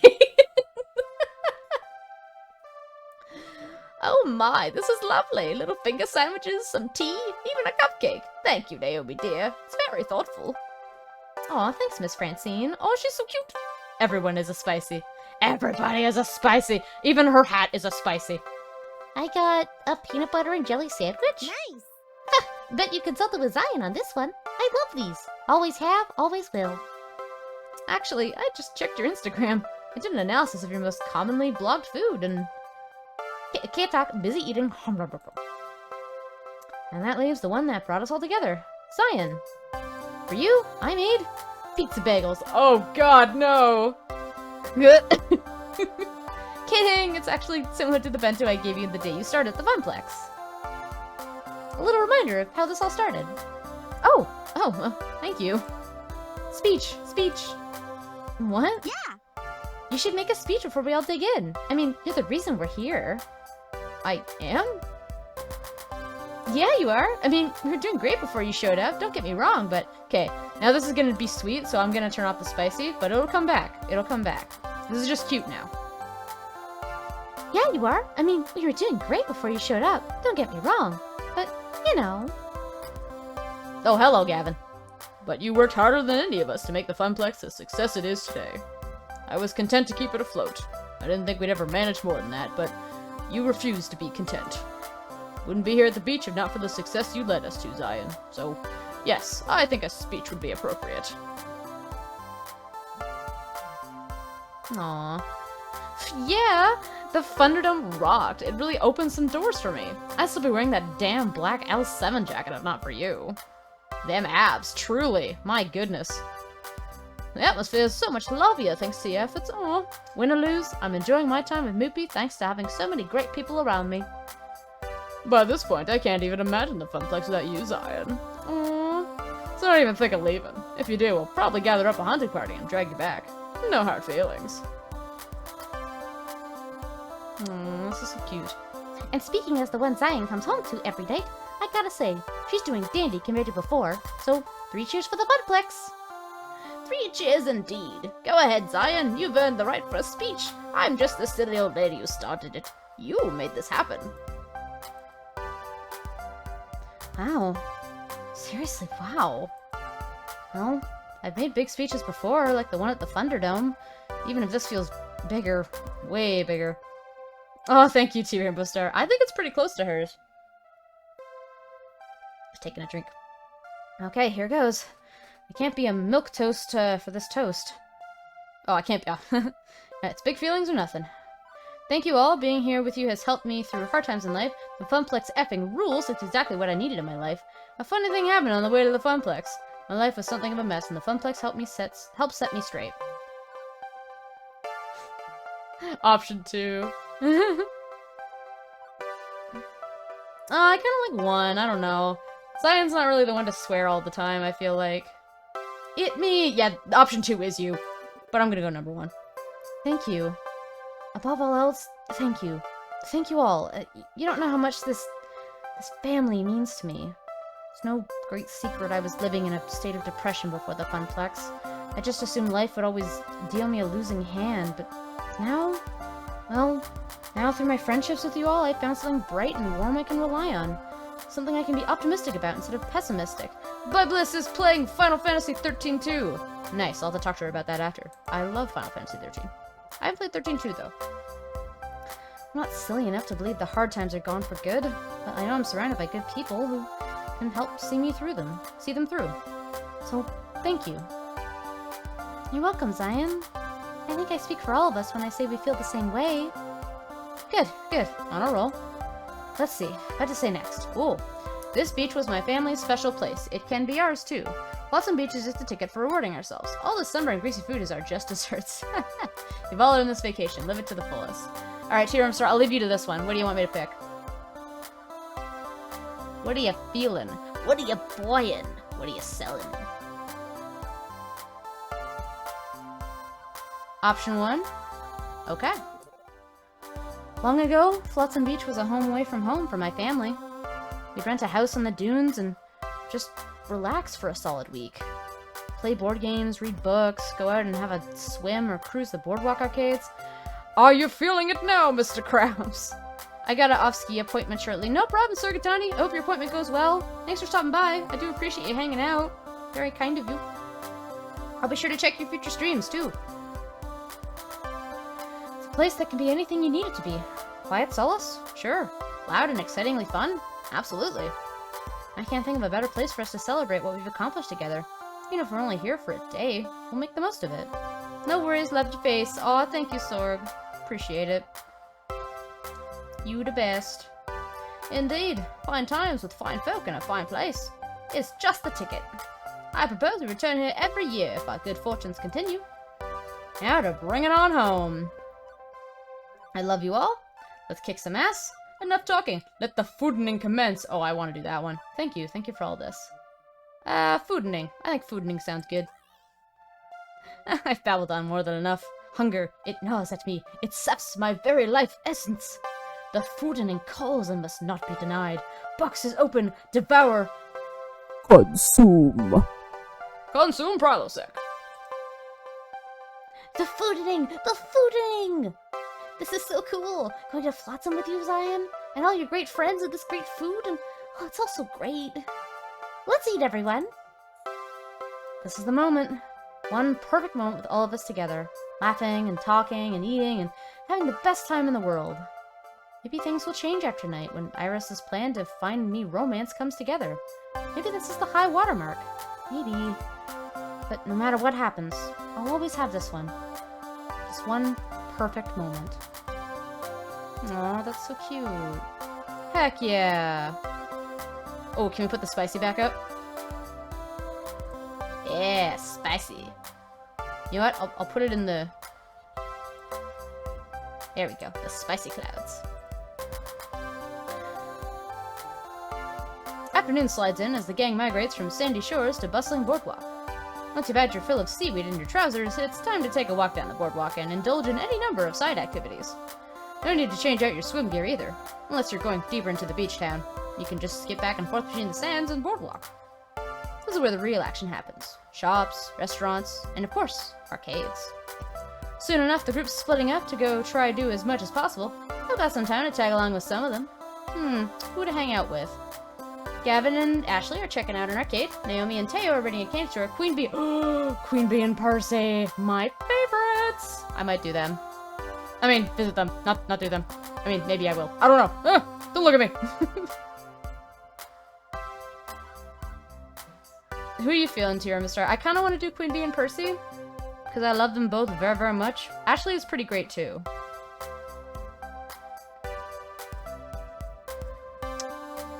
I think I want to do that one. Sitting on some benches just outside a fried dough stand, Percy and Queen Bee did do them long. No. I know the spicy is up, but no. Wait, is the spicy... Oh no, the spicy is covering her. No. No. Spicy. There we go.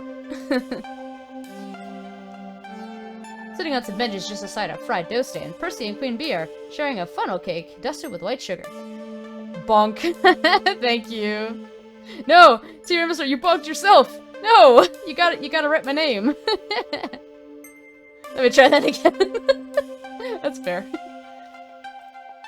Seriously? You've never had this stuff before? Not much carny chow in England, I'm afraid. And this is my first time visiting a beach in the colonies. Wait, you can eat this, right? I mean, it's basically fried grease and sugar. Your heart won't explode? It's not an issue of artery congestion. And Lord knows I eat plenty of instant ramen and fast food. One little sugary treat won't be the tipping point. Oh, there you go. You bunked me. Perfect. I can only be so horny. That's fair. Oh, hey, Zion. Join us. No way we can eat this huge thing by ourselves. I settle in to pick up the delicious fried dough, just like I used to have, back when we came here regularly. So Percy and I were talking shop. Even if you aren't a pro gamer, maybe you've got some valuable input, you know? See, our Moopyaholic buddy here doesn't believe in being a full-time professional gamer. Don't think so.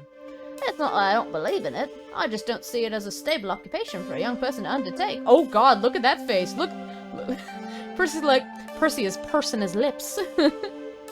That's a beautiful face. I want to make that. I want to make that an avatar. Oh god, that's funny. If you're entirely reliant on the wavering loyalty of corporate sponsors and streaming subscribers, alongside any prize money you may or not be winning, well, I suppose I'm just too risk-averse to walk that path. I prefer a sound investment. Whereas I love risk. No risk, no reward. Yeah, at any moment it could all come crashing down, and I end up living in my parents' basement again. But I love my future. Oh, good lord! That was loud. Thank you. Oh, look, he's summoning the Spicy. Thank you very much for the bits, T Rainbow Star. I will add those to the tracker at the end of the night. Thank you very much for those lovely 10 bits. And the puppo, that's so cute. Just like Zion. She was an unemployed bum before finding the Funplex, so nowhere to go but up. Hey now. Not like I was living under a bridge. Opportunity knocked, and I answered. Opportunity knocked. Opportunity for work presented itself. I took it. It's a simple equation, really. Job's a job. The Funplex is a fun job, but it's still a job. Right, but it's also a risky one. That's what I'm getting at. It's gainful employment in the end, but the only reason you just aren't still eating pizza bagels is because you voluntarily took risks and made them pay for you. I'm not saying my path's for everyone. Abandoning the safer road in favor of the wild ride takes a certain mindset to make that work. But I promise you that those of us willing to make that leap are having a more rewarding life as a result. Satisfying, not rewarding. Being a school teacher is satisfying, but sadly, society does not reward its due. Many satisfying paths in life are also fraught with disaster due to this. It's survivorship basis. People see rock stars and football heroes and think they can make it big too. Those success stories are a percent of a percent of a percent. True. And what happens later in life is to the sports hero who abandoned all other paths. What skills do you fall back on when your window closes? You've succeeded so far, Queen Bee, but remember not too long ago you were terrified of being drummed out of your team and tossed on the street. I wouldn't say terrified. It was more like a mild reluctance at best. Couldn't you pursue dominance in your game of choice without making it your entire existence? I don't really play Moopy all day. I trade stock in my off hours. Why not consider a day job with your gameplay? Why not consider a day job with your gameplay occupying the remaining hours? That's what I do. It's very tiring, I will tell you that much. Nope, no way. No way. No how. Fist of Discomfort takes absolute dedication. I can't be at the top of my game, at the top of the game, if I'm also flipping burgers or filing paperwork. Percy, competitive level play requires intensive training. You can't get around the time investment, but you can make it pay double. That's where streaming comes in. Whenever I'm training, I'm streaming. Subs and donations make me money while my skills go up, up, up. It's a win-win. I suppose I can see the need for time investment, yes. It's not like streaming revenues are stable either. Oh, this is getting a little too real for him. Perhaps Zion can help settle this question. What do you think? Is it better to wholly devote your life to a risky proposition in search of happiness, or to hedge your bets and find balance? Queen Bee's right, no risk, no reward. Percy's right, take chances, but carefully. I've got no idea, honestly. Oh, I mean, my gut is 2, but also no idea. Also, my goodness, Percy is cute. I'll do 2. Honestly, I can see Percy's side of it. You can't completely avoid risk, but you can calculate those risks. Approach your life with a mindful strategy to get what you want and stay safe. Safety. Ugh, where's the glory in that? Now, love, nothing wrong with being cautious. It's like playing a control-oriented character in Fist of Discomfort, yes? Plotting your moves, conserving your momentum, staying firmly in charge of your own destiny. I'm not saying aim for the top, but don't be in such a hurry. Yeah, okay. I mean, I get it, sure. I'll get where I want to be, and you'll get your high score.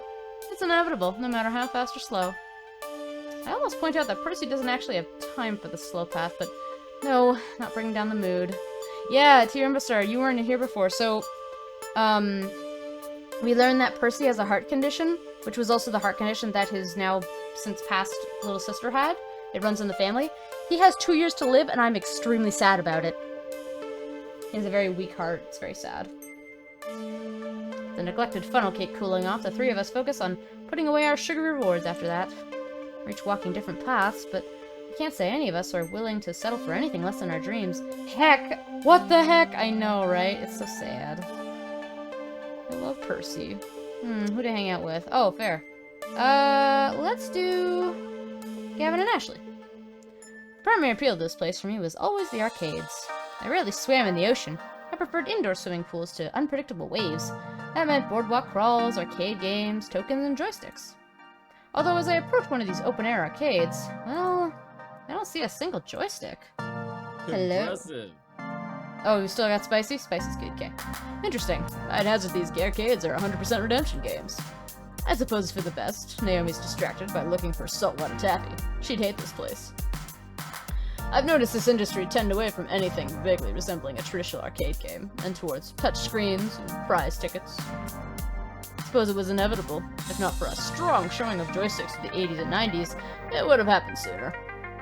A game's a game, you know? I can enjoy just about anything.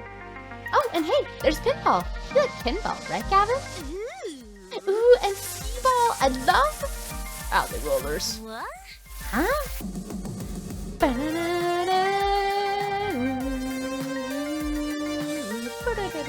Such a good song. Technically, skee-ball, depending on spelling and hyphenation, is a registered trademark. These are simply alley rollers manufactured by a different company. Sheesh, way to suck the fun out of it. Apologies for my innate killjoy nature. Oh, Gavin, we love you. Allow me to make it up to you by actually having some fun. Is that even possible?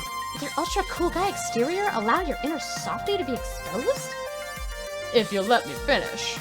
How about a alley roller contest?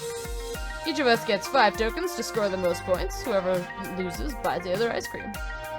Now we're talking. Hey, Zane, wanna join in? Make this a 3-way dance? Maybe all the joysticks are gone, but I'm certainly a long-time skee-ball trademark fanatic. I'd like to clean the floor with these two. Still, I'm a skee-ball wizard. I got this. May the odds be ever in your favor. Ice cream, I'm in. I'm in. Skee-ball wizard! You're gonna get it now. You take a shot at the skee-ball trademark queen? You best not miss. That's the spirit. I can smell that victory ice cream already. And it smells like victory. Our coins rattle into the slot, tinking along the metal chute. 5 tokens, highest cumulative score wins. I suppose if it's 3 players, the 2 losers split the cost of the ice cream.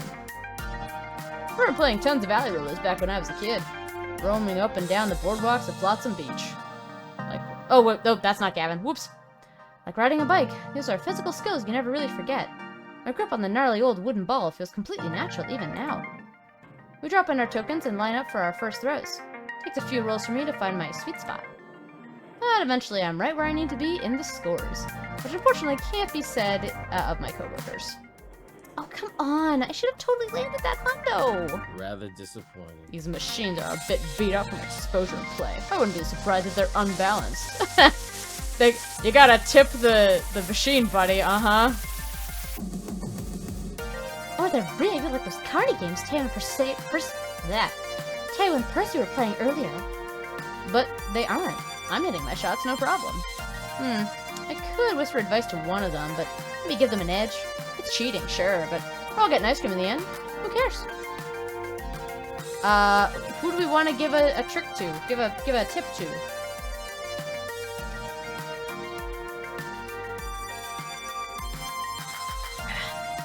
I've got good Good relationship with Ashley right now. The winner is you. Okay. What am I thinking? This is my turf. I must defend it with my very life. I aim squarely down the middle, avoiding the trap of trying for the big point pots. There we go. Consistency is key. You want to rack up points, not risk missing and getting nothing. Soon enough, I'm pushing well past the others by a wide margin. And in the final scores, I've triumphed. Oh, butts. I didn't even come close. Nor I. Well, fair is fair. Zion will pay for your ice cream. Woohoo! Indeed. Most importantly, we had fun. Arcades are meant to be places where friends can gather and have fun playing with each other. Beachside or in a shopping plaza with or without joysticks. That's our goal. The cat is here. Hello, Bo. Hello, fuzzy man. You like my blanket? Yeah, blanket time. So cute. I miss going to arcades. Me too. Oh, you want to come up? Oh no, you want to play with blanket? You blanket cat? Come here. Yeah, oh yes. Come in. He's in my lap. He's being a good boy. Good boy. Let's take back a lesson today, and that we should always endeavor to provide fun first and foremost. Whatever shape it takes, that is our mission. Bo, are you trying to eat the mic, sir? Sir? Hello, Tombo. Look, it's you. You're an emote. Bo. Bosif. Still found a way to turn this into a working vacation, huh? But an enjoyable one. We grab ice cream cones from a vendor on the boardwalk. Bo, don't move my mic. Solving work stories, laughing, and having a blast. Hi. Oh, baby, you're so fuzzy. It's probably the happiest I've seen Gavin. At work, he's all business, but here he can crack a smile, even as he's analyzing arcades. And Ashley just exudes sunshine and cheer. And everywhere she goes, she's a good influence on him, clearly.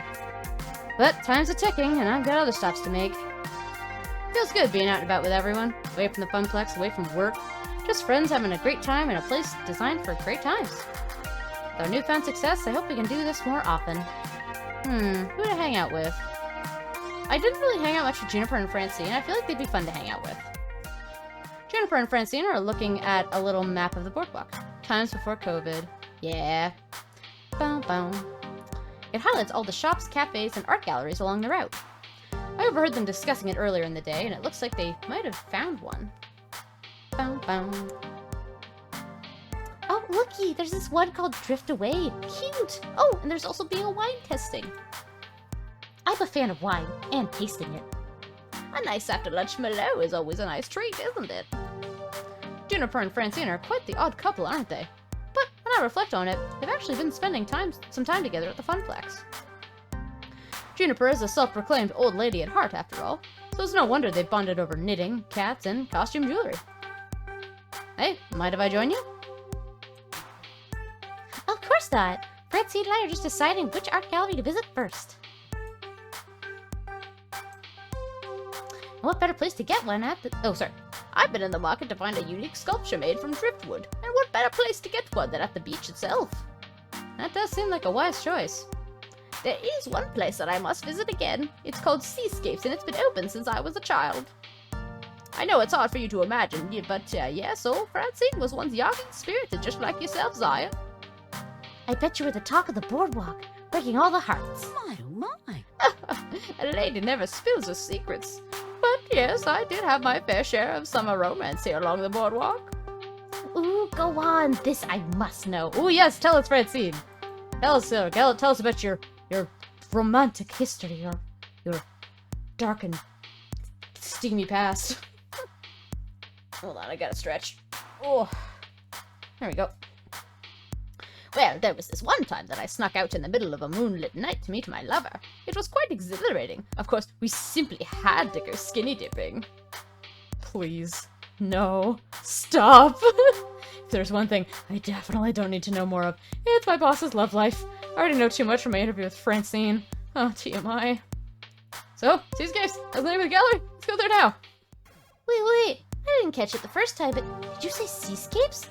The Seascapes? The oldest art gallery on the boardwalk? The one and only. There's a lot of history in these old coastal towns. It also has an eerie past, didn't you know? Seascapes is totally haunted. Francine lets out a snort. Let's be sensible. Oh, sweet summer child, sweet innocent baby person. That's preposterous. Ghosts aren't real. But Spicy is. Be great if Ghosty was in the chat just to be like, I beg to differ. But the Boardwalk Paranormal Society has deemed Seascapes the most haunted place on the coast. As the story goes, the previous owner purchased a particularly gorgeous painting. But what the owner didn't know is that the painting was being possessed with a demonic spirit. I swear to God, if we're gonna have to fight another virtual demon spirit in this game, I'm gonna riot. Because that was, I mean, it was awesome fighting a ghost in an arcade machine. But also, what the heck? So after buying the art and hanging it up in the gallery, the owner got very ill. It was a very mysterious illness that no one could cure. Eventually, the gallerist passed. And their ghost has haunted Seascapes to this day. Curiosity's got me after having experienced some unexplainably spooky stuff in the recent-ish past. I pull out my phone and look it up. Juniper's not lying. I've heard several spooky stories about this art gallery. Maybe it's haunted by the memories of the past, but surely you can't believe in such childish superstitions. Dear. Zion, talk some sense into Juniper. Ah? Me? Oh god, don't look up, you won't sleep! Spicy! Oh, it's the ghost of the Spicy. Come on, Zion, back me up on this. Well, the truth is, I totally believe in ghosts. Ghosts aren't real. These are unexplainable things. No, I totally believe in ghosts. I fought an arcade ghost. Of course I believe in ghosts. Also, hello, Ox. How are you? I really wanted to see your stream earlier today, but I was so freaking busy today with work. It just bothers me too, because I can never get around to the one thing that I actually do want to do, like when I'm working, is do that dumb transcription. It just gets away from me. But good evening. I hope you had a good sleep. Or good stream. I'm losing my marbles. I hope you had a good stream. I totally believe in ghosts. 100%. I am a believer in the paranormal, especially after the stuff that went down surrounding Polybius. Maybe science can explain Polybius in the end, but it's a tough sell completely passing it off as plausible using only 19.8x chips. No worries at all. It was a super secret stream. Yaya and I were experimenting with me streaming while he was working. He regretted it! Wait, is that the one where the head pat came in? I know Lonk sent a clip of you getting head pats from Yaya, I assume. I was right. I mean, that's a good experiment. Well, yes. Oh, I'm peeking, sorry. That's awesome. I'm just gonna, I'll just lean away from the microphone so I can talk better. Yeah, I know that. That's fantastic. I'll have to watch the VOD later. What did you play? Were you playing more Final Fantasy 14? Your ghost stories are the best. They always send chills down my spine. Tell me what again? You young people and your willingness to believe anything is admirable, but we should stop dilly-dallying and go to Seascapes. Save the story for the night of bonfires. I got to see a man about some wood. Francine? Francine, you okay, girl? I mean, you get it, girl, you do you, but whew. Yeah, I was just going to go on it for a little while I waited for Saber, but I got hooked and played it all day. Nice, I love it. Very nice. Juniper and I hold back a chuckle. Francine, we should work on your word choice. Isn't that what all the young'uns say nowadays? Gotta get some wood from this man. Hello, fellow kids. I am hip. I am fresh. I am peeking on my mic. One short walk down the boardwalk later, and we arrive at, well, I had to refresh because I could not collect my bonuses. Your bonuses? Oh, really? Oh, was Twitch being dumb? I'm sorry. Oh my god. I don't notice anything overtly haunted. I mean, the building itself isn't dilapidated, but it could use a new paint job and a new fence. Maybe an upgrade the windows. Being right on the boardwalk with wide open doorways, we can walk right in. Hopefully not have the whole thing collapse on top of us. Okay, so it's a mess of a building compared to the other shops along the boardwalk, but it adds to the historic charm. But to its defense, it does have a sign on the window that says free wine tastings. So I know Juniper will be ecstatic about it. Yes! Ooh, free wine tastings! As if on cue, I'm so thrilled. It hasn't changed in years. Still looks like how I remember it. Still got the wall carvings there. I mean, what? I'm not that old. The wall paintings, I should say. Francine takes a deep breath as a smile creases her wrinkled cheeks. The only other times I've seen her this elated is when she's talking about the Funplex. Takes a moment's pause before walking through the door. Juniper looks over at me, side-eyed. Let's hope the only thing scary about this place isn't just their selection of reds.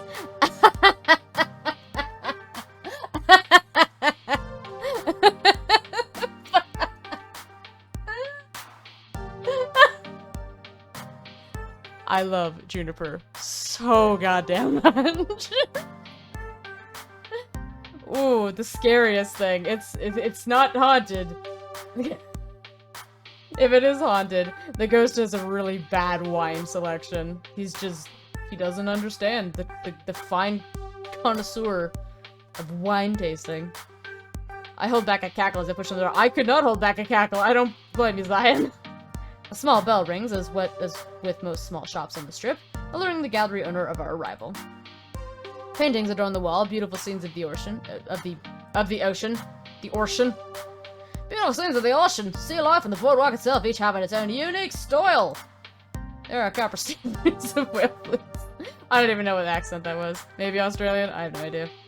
Colorful glass blown orbs mixed in among the paintings. Several people are taking in hushed tones around the gallery, and I notice Francine has already wandered over to an impressive selection of driftwood creations. Over here, dearies, I think I found the one. Already? You've only been in here for 5 minutes. Honey, baby doll, Girl, I can find a man's wood, thank you. When you're as old as I am, you don't have that much time to sit around and deliberate about art. You go, and with what feels right, follow your heart and all that jazz. Girl. But I wanted to pursue the art a bit more. I was hoping maybe a ghastly hand would grab my shoulder, or maybe I'd see an actual ghost. We can stay as long as you like. I'm in no rush. Yes, come at me, ghosties. Where is Ghosty when we need them? So, Francine, what did you decide on? I almost went in Francine's voice. As a kid, visiting art galleries was never my prerogative, so I had no idea the amount of things you could make out of driftwood. Stick wreaths, candle holders, tables... Hello, Bo! My son, my fluffy boy. What are you doing? No. Stay with me. Stay with me. Baby, you were so cuddly today. Hang out with me, please. Francine points to a heart weaved together from several sea-worn branches. Simple. And meaningful. That's adorable. Oh, you gonna lie down? Yay, he's lying at my feet like a good bean. Oh, he's gonna attack my feet. I know he is. It reminds me not only of the many times my late husband and I would visit the beach, but also reflects my love for the ocean itself. Her husband passed? Oh no. How romantic. I hope one day my partner will buy me something like that. Zion, you've been my partner in crime for forever, and I want to get something to remember this trip by. Buy me a driftwood sculpture. If you have the coin, I'm sure Seascapes has the where. Cause you tap coin if you have where. Or no, sorry. Cause you tap wares if you have coin. Oh my god, I'm gonna screenshot that later. I want to get a doggo to cuddle with me. Hugs Francine. Yeah, right? Oh, poor Francine. No, Bo, that's my leg. Ow, ow, ow, ow, ow, ow, ow. No, no bites. I know you want to play. Don't bite my leg. Ow, ah. No, no fight. There we go. But what should I get? Will you help me choose something? I mean, it'd be going up at our apartment. Ow! Sorry, Bo. She's just talking through like random screams of pain and they have no idea what's happening. Will you help me choose something? I mean, it'd be getting up in our apartment, so you should get a say in this. Can I quickly get a doggo? Heck yeah, go get a doggo, T-Rainbow Star. Give Luna and Sadie big hugs for me. They are good pupples. Use slash attack!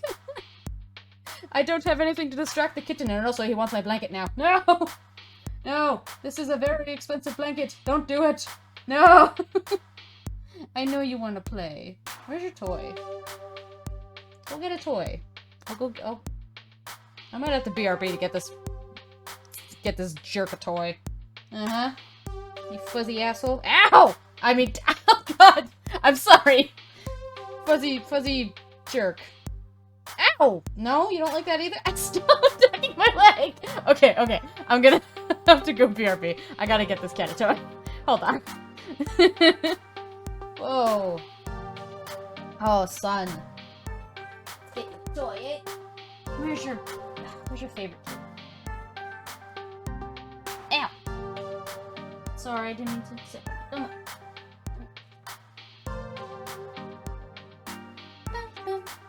Alright. I have toy in one hand, and then I can get game in the other. There we go. Ba-ba. Alright, you ready, Bo? Yeah?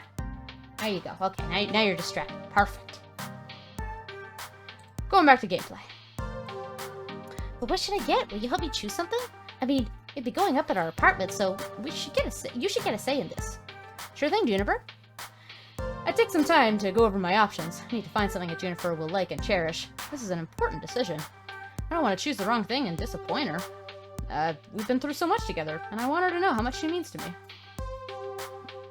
Just a heads up for everyone, Bo is playing volleyball with a crinkly ball on a string. He loves this toy to death, but he likes to throw it back at me. See anything worthwhile? I think I found the perfect thing.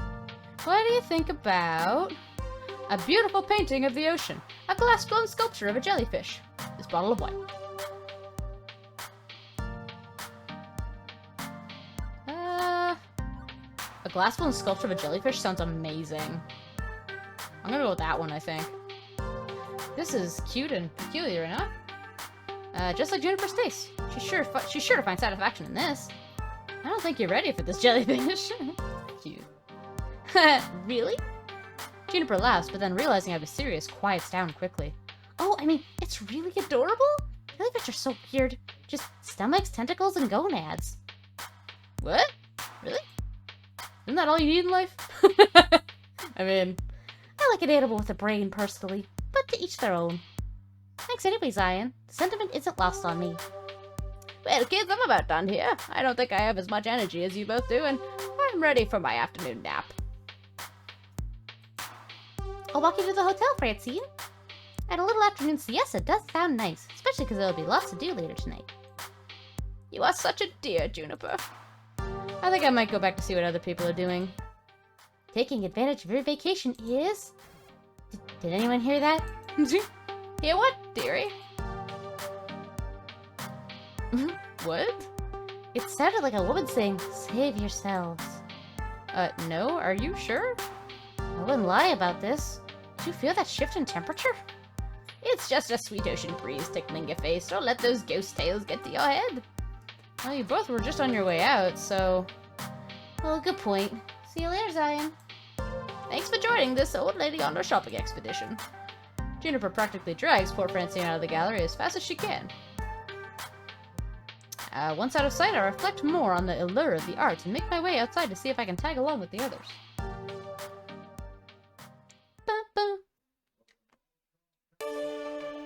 Oh. I guess we'll put away the spicy for now. Now that it's winding down. Doggo are with my parents. Oh, that's fair. Rest of the afternoon passes in a blur. Soon the sun goes down and Flotsam Beach is a calmer place. I am currently playing the game with one hand and, like, waving a toy around for Bo in the other because he demands to be played with.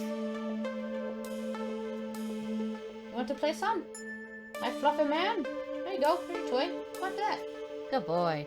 Soon the sun has gone down and Flotsam Beach is a calmer place. A more chill vibe, as the day's manic energy is long since spent. But I got popcorn instead. Ooh, popcorn. That sounds like a great idea.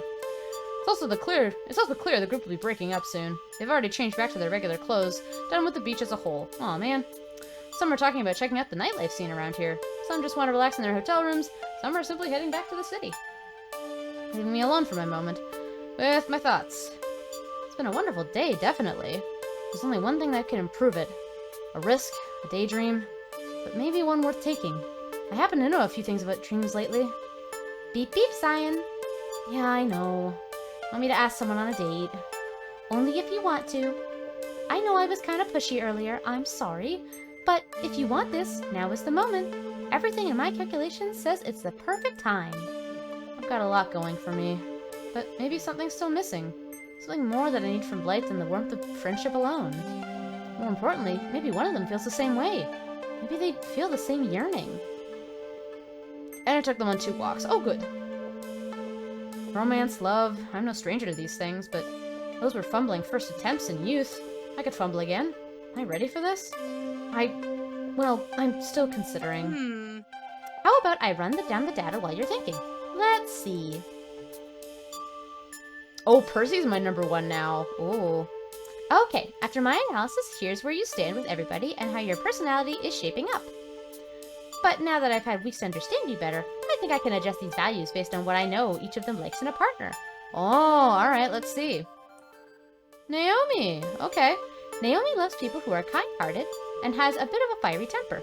You match both of those. Gavin may be blunt, but he aspires to be kind, and you're already quite kindly. Ashley goes with her gut, and so do you. Gutsy clicks with both of you.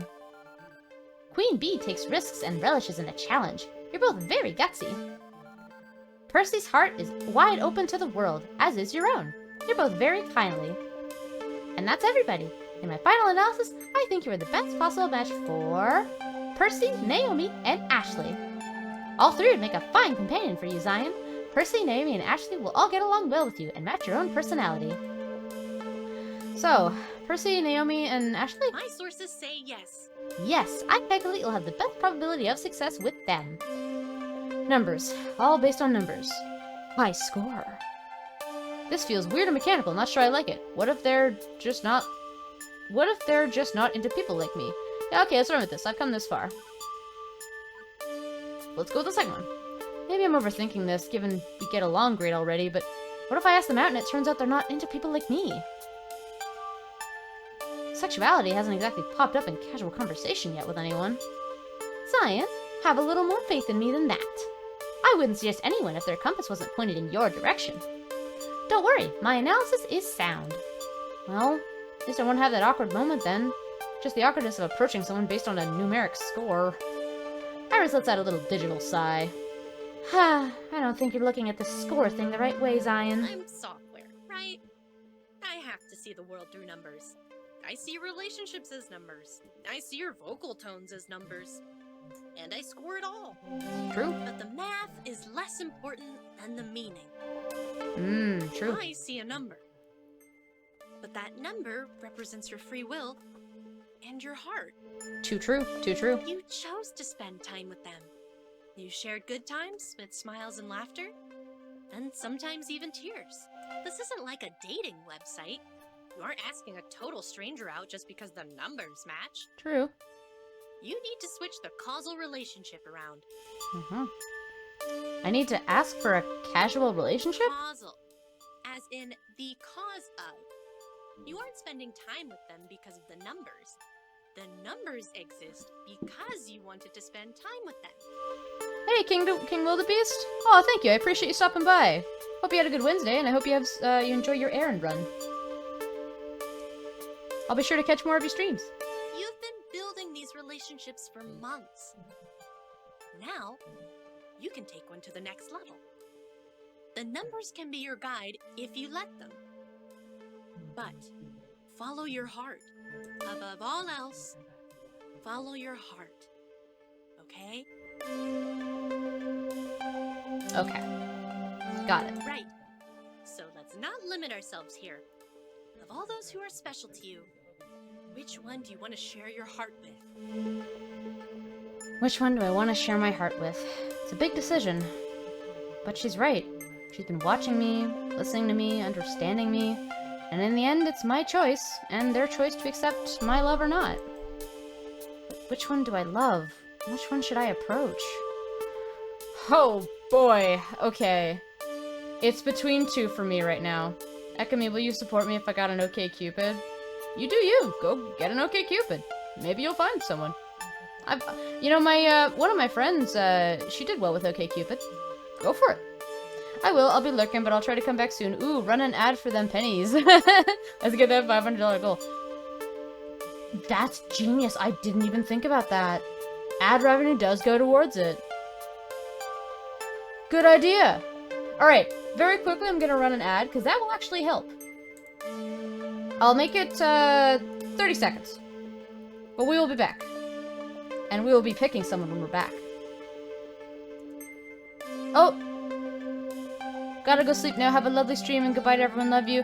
Good night, Lonk. I hope you have a good stream. Or sleep. Oh my god, I keep messing that up. Before I said to Ox, I said, have a good sleep. And Jesus Christ. Anyway.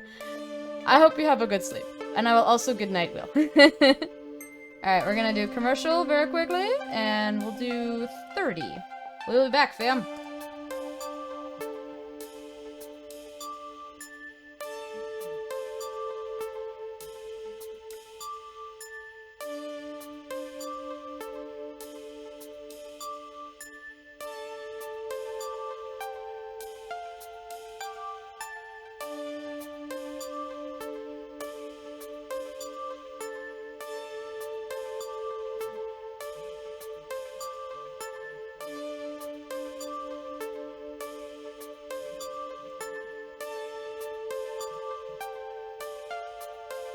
Alright, I think we're back. Let's go. Let's pick. Alright. It's between Ashley and Percy for me. Like, Percy is so cute. Ashley is so lovely. She's so cute. Queen Bee I also really love, but I feel like I could do her on a different playthrough. You want Percy? Percy could have a sad story, T Rainbow Star. Are we ready for that? Percy's gonna die in 2 years, T Rainbow Star. Is my heart ready for that?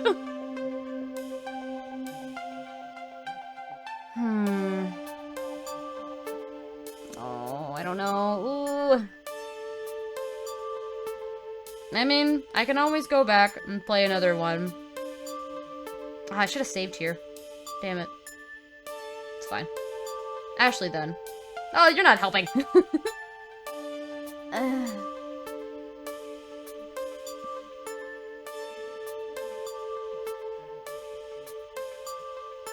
Who does my heart go with? I'm closing my eyes and I'm thinking.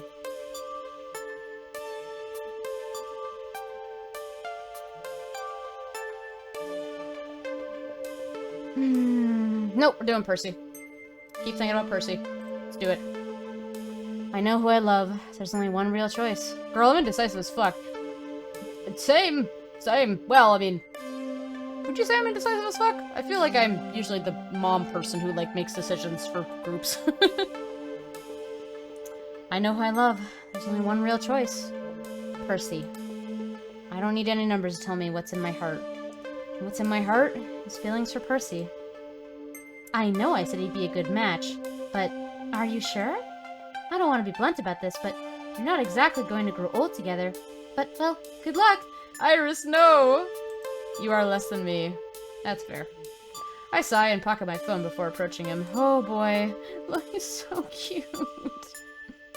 He's laughing and joining in with the group, having a grand evening. I catch his attention and he drifts away for them to join me. Percy, can we talk? Lovely. Certainly. Lovely evening, isn't it? That's got me thinking of my plans for the night, actually. Can I join you for that? Cause... Huh? What is it? I love you. I can't help it. I've had feelings for you since some time ago. And I know you're dealing with a lot of things right now, like, dying. Yeah, that. Oh. But I had to tell you how I feel all the same. Percy offers a tired sigh and a smile. It's sweet you, love. And I'll admit to a fondness myself. Oh, okay. Is this a possibility? My days have certainly been bright with you in them. I don't deny it. Aw. Oh, I was friendly with the Funplex folks indeed, but there's a certain light in that musty old arcade. Now that you're here, with me. Oh, that's cute. Still, no. In the end, he shakes his head I lightly. appreciate it, but I suspect you'd be better off with someone who can be around in your twilight years. No, Percy, The no. heart wants what the heart wants. I understand that. Sadly, mine wants to heal me. And I don't want to burden anyone else with that pain. No, it's okay, man. It's okay. Oh, no, I didn't get it? No. So, now what? Whoa, jeez. Oh, thank you, Daishan. Daishan? Hello, how are you? I went to your stream, did I not? Hello! Were you playing Arcade Spirits? I believe that was you, right? God, it's been a while. How are you? I chose Percy and he's letting me down softly and I'm very sad. I don't know what to do. If you are someone else, then I apologize. Good. Oh, good. I'm pretty sure it was you. I did that raid so long ago, I'm just like, oh my god, who do I... These communities are so big, Jesus. Well, thanks for the follow, I do appreciate it. Well, I suppose I provided you a fine escape hatch, yes? So that, you know, I'm quite at ease with matters and will understand if you prefer to love another. No! I was ready for this when I approached him. At least, that's what I told myself. No! But seeing his sad smile, I don't know, what do I say? I love you, I won't deny it, and I won't run away. No! I shake my head, refusing his refusal. Fuck off. I don't care if you're gonna die in 2 years. I'm gonna love my every waking hour with you, man. For however long we have together, I'll be happy. And I want you to be happy too. I don't care that you're dying. You've resolved to it. I've resolved to it. And that doesn't mean that you can't be loved for as long as it lasts. Percy closes his eyes, breathing deep of the cool evening air, and smiles to me. On your head be it then. I'm afraid you're rather stuck with me now. I'm quite a cuddly sort of fellow, at least. You may expect hugs, and many of them. Oh, that's so cute. Yay, we're gonna date him. Promise? Oh, that's cute. Promise. Yay! And to prove his point, he wraps me in his arms, holding me against his large frame. Soft and warm, like falling into a quilt, or a big teddy bear. It'll be different, to be certain, having someone care for me. Beyond being my usual affable self. So please, pardon if I'm a bit rusty. Oh. That's so cute, oh my goodness.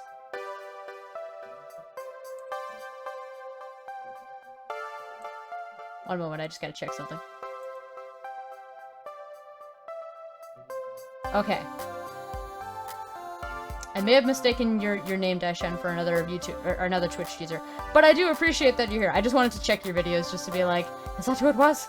I do appreciate you very much following. How did you come across the stream, by the way? I am intrigued by that. Oh gosh, hold on. Ah. No, chat, bring me back to chat, please. Stream chat, hello? Stream chat? I need to see! Oh no, not this. Hold on. Oh, there's the X button. Aw, yeah, it's so cute, right? Oh my god, I love it. Oh, apologies. Percy lets go of the hug and I can breathe again. I'm a bit rusty myself, it's okay. I've been lurking so long I forgot how I got here. Oh, really? Oh, I appreciate it. That's awesome. Well, I'm super glad for the follow. I'll check out your stuff. What do you play? Do you like? I'm gonna hold on. I'll give you a shout out. I am intrigued now. Daishan. Oh, you're playing Resident Evil 6. Ooh, cool. I haven't played many Resident Evil games, but I've seen a lot of Let's Plays of the more recent ones and the older and like the first like 2, I want to say, of the original. That's cool though. Have you played RE6 before? Or is it your first playthrough? I'm a bit rusty myself. It's okay, Rusty. You seem more like a lion than the Tin Man. Most likely someone's Discord. That's fair. That makes sense. Probably. Yeah, I kind of go to a bunch of Discords. First. Oh, nice! Oh, first playthroughs are the best. This is my first playthrough. I forgot to label that, I think, but my first playthrough of this one, too. Yeah, it's fun. So 6 would have come before... Like, 7's the Resident Evil Hillbilly one, right? Bonbon, maybe? Oh, yeah! That's where I know your name. Bonbon. Yeah, I'm in Bonbon's Discord. Oh, well, hey. Nice to see you. Good for you to hang out. Nice. It's more like a lion than the Tin Man. Let's go with that. Rusty? Do I need an oil can? Although, I'd say you're clearly got a heart, so you can't be the Tin Man. Wouldn't mind a replacement, actually. I could reasonably be the Tin Man. Oh. Okay, that metaphor got a bit away from me. Nice to meet you. Yeah, nice to meet you too. I waved at my laptop screen, realizing I'm not actually on video camera, but Hello! Good to meet you. I'll have to check out your channel. It's quite fine, Zion. I've learned to joke about my condition. I mean, you've really just got to laugh, haven't you? Well, laugh or cry, I suppose. I've done my fair share of both. But tonight, it's strictly laughter and smiles. I'll have none of the other, thank you. I'll have none of it! It's still a bit weird the way he casually talks about his death sentence. To be fair, I find that with people I know who have experienced some really awful either loss or, like, they know of something to happen that's really, like, awful, like, would be a really awful experience. It's hard at the start, but they joke about it to help themselves. Like, they kind of make light of it, you know? Sensing my discomfort, Percy catches my eye, and before my gaze can slide away uncomfortably. I suppose we could celebrate with libations and revelry, but I did have plans, didn't I? Come, Zion, let's walk a ways. He offers me his hand, all gentleman-like. Aww! And I accept.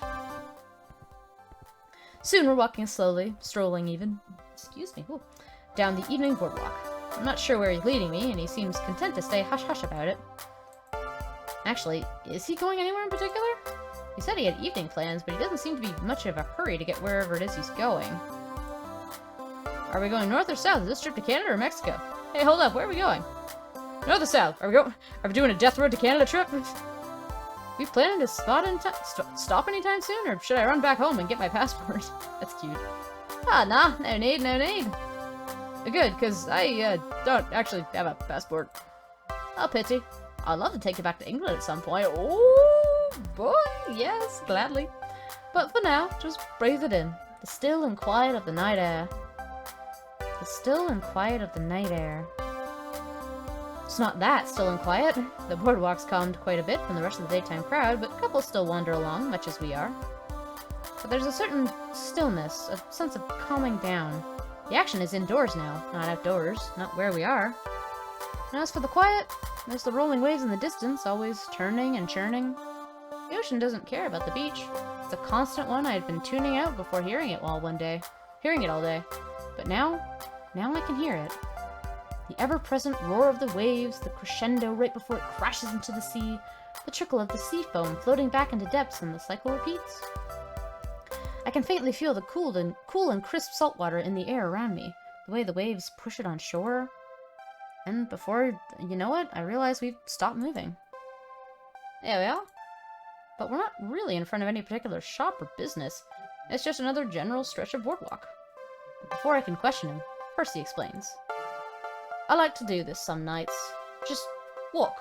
Walk until I find a place, an ordinary place. And then I feel what it's like to be here. In this place. In this moment.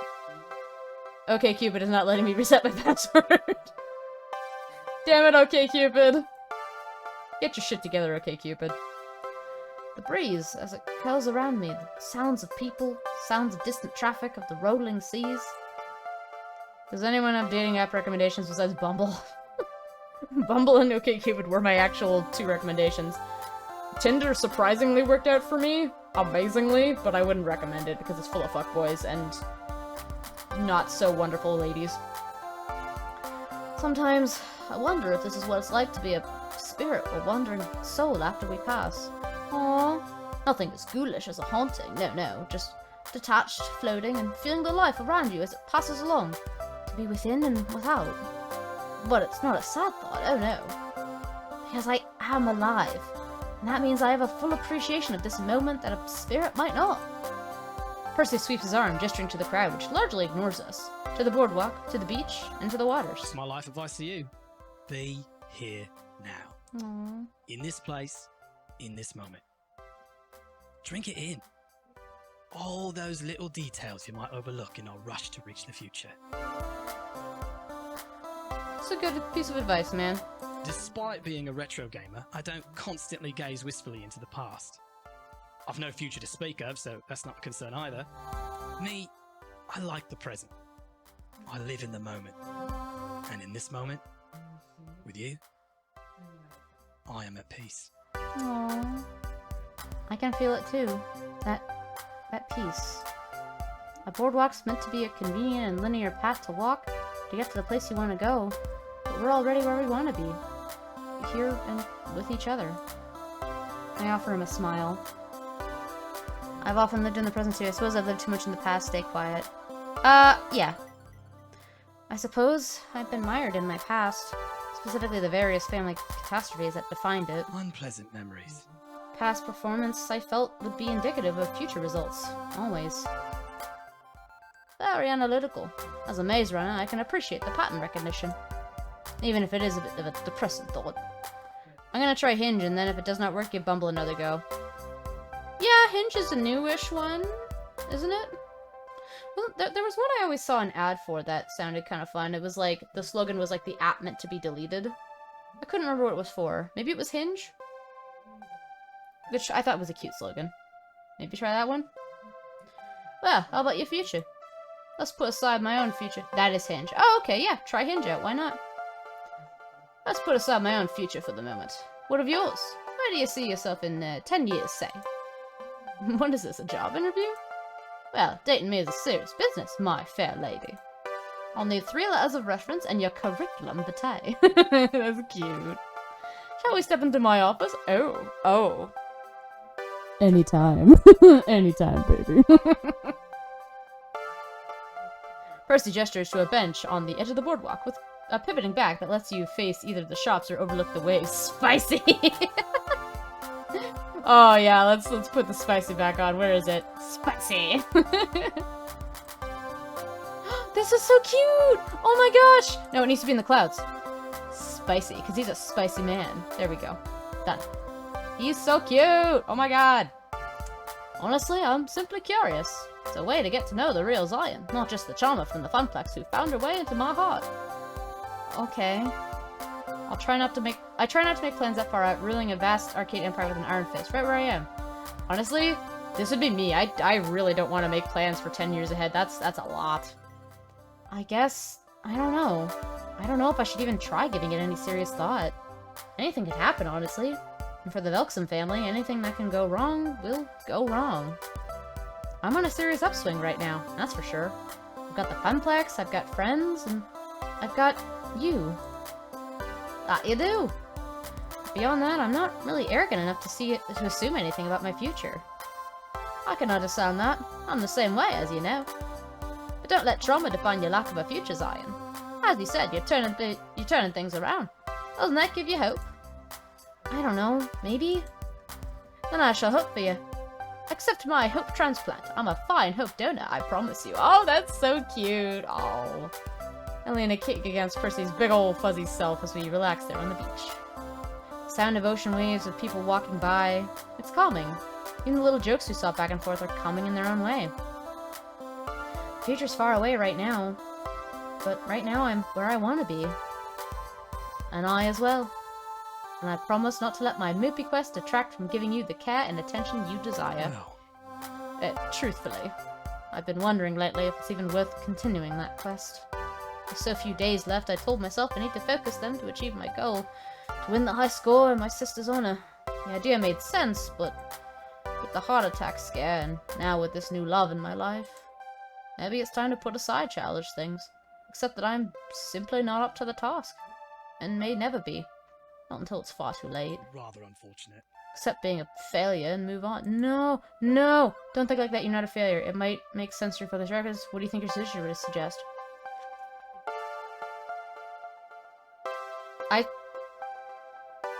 I want to say the third one. Because I can say, like, you're not a failure, all I want. And he's just gonna be like, oh, you're being sweet. But if I say, hey, what would your sister think? What would she want you to do? I think that's good. I think it over a bit. But really, this isn't my call to make. The only one who could was sadly taken from him. Percy, what do you think your sister would say about this? Stop and think it over. If you asked her what she wanted you to do as a means of honoring her, would she say you have to beat her favorite game? Well, no, not have to. Not as such. I'm certain she'd be delighted if I did. It was a thing we shared in common. The emotional touchstone of those last few years we had together. But would she want you neglecting your life for Moopy? I suppose not. Listen, I'm not gonna tell you how to lead your life. If you still enjoy Moopy, if it hasn't become a chore, well, play it. But don't feel like you can't honor her if you don't beat the game. That's fair. Truthful, it'd be a lovely honor, but I won't have failed her, not really. Let myself down, yes, but that's just a matter of how I think about it. I suppose I'll continue my quest, but should I pass before I can triumph? Well, I've no doubt she'd still be proud of me all the same. Yeah, that's the way to think about it. Good. Thank you. Zion? Yeah? I'd very much like to kiss you if you'll allow it. Oh, that's so cute. Yes, sir. A token gesture of appreciation, to be sure, but for one as wonderful as you. Mega, a pittance, really, but I'd very much like to kiss you all the same. Oh, what say you? Oh, kiss him first. I want to kiss him first. It's gallant of him, yes, but I choose to rather non-gallantly grab him by the cheeks and plant him. Catch them by surprise, but he's certainly kissing back. Oh yes, his beard tickles a bit around my bare cheeks, but he's so warm and comfortable, leaning into him and into that kiss. There's only one way this moment could get any better. Oh, my phone! No! I break off the kiss and rise to my feet. Come on, sitting on a wooden bench is no way to spend a night like this. I'm told there's a 99.97 better place to get you than this if you don't mind a stroll on the sands. Percy quirks an eyebrow, then rises to follow me. Spicy. Oh, this is cute as heck. Oh my god, look! Look at us! No, this is wholesome, no spicy. Look how wholesome we are! This is the cutest thing! Oh my god! Oh my god! Iris was right. A moonlit seaside stroll? Even better than the strange piece we found on that busy I boardwalk. think I can honestly say that this is the loveliest view I have ever beheld. That's so cute! Oh my god! Is beheld even a word? I think so. I won't complain if it isn't. Nor I. Suddenly, I break out into giggles. When we first met, you were just that movie guy. I just can't believe how lucky I am. Sand. Yes! Oh, I want to do the Star Wars joke! I probably peaked. I'm sorry, but oh god, I need to do it. This is a thing I need to do. I'm sorry. I don't like sand. It's gritty and it gets everywhere. Pardon? It's, a reference. The movie. That one. Afraid I've never had much time for the cinema. Well, we're gonna fix that, sir. Okay, we need to fix that. Movie party at my place. No, wait, your place. Very well. We'll order only the finest takeout, enjoy only the finest streaming fare, and have the finest evening inimaginable. I'll do everything I can to make your days lovely I ones. can't. For as many days as I'm able. I'm gonna cry, damn it. This, you have my word. That's so cute. Yay! I think we actually have a few more chapters with him as our date, because I think we we get to see the rest of the story through. And that's how Percy and I found each other. I'd called our lunchtime party the high watermark, one perfect moment in time, but I was wrong. This was it. And in the difficult weeks ahead, I'd clung to that high watermark in hopes the wave would roll my way again. Yeah, we still got more to go. We still got more to go, fam. Maybe. Yes. Level 5 of Arcade Spirits completed under the boardwalk. So far, you've scored 18,600 points. You're winning friends and influencing people. Oh, and pizza fact time! 3 of the top 10 weeks of pizza consumption occur in January. More pizza is consumed during the big game week than any other week of the year. Do you want to save your game before proceeding level 6? I do indeed. I will make this an empty slot. Oh, good lord, we have a lot of save slots. Look at all that. Good lordy. Oh, I can do quick saves and there's automatic saves. Blessings upon your family game. Oh, wonderful. Okay, good. Honor upon you and your cow. Let's do chapter 6.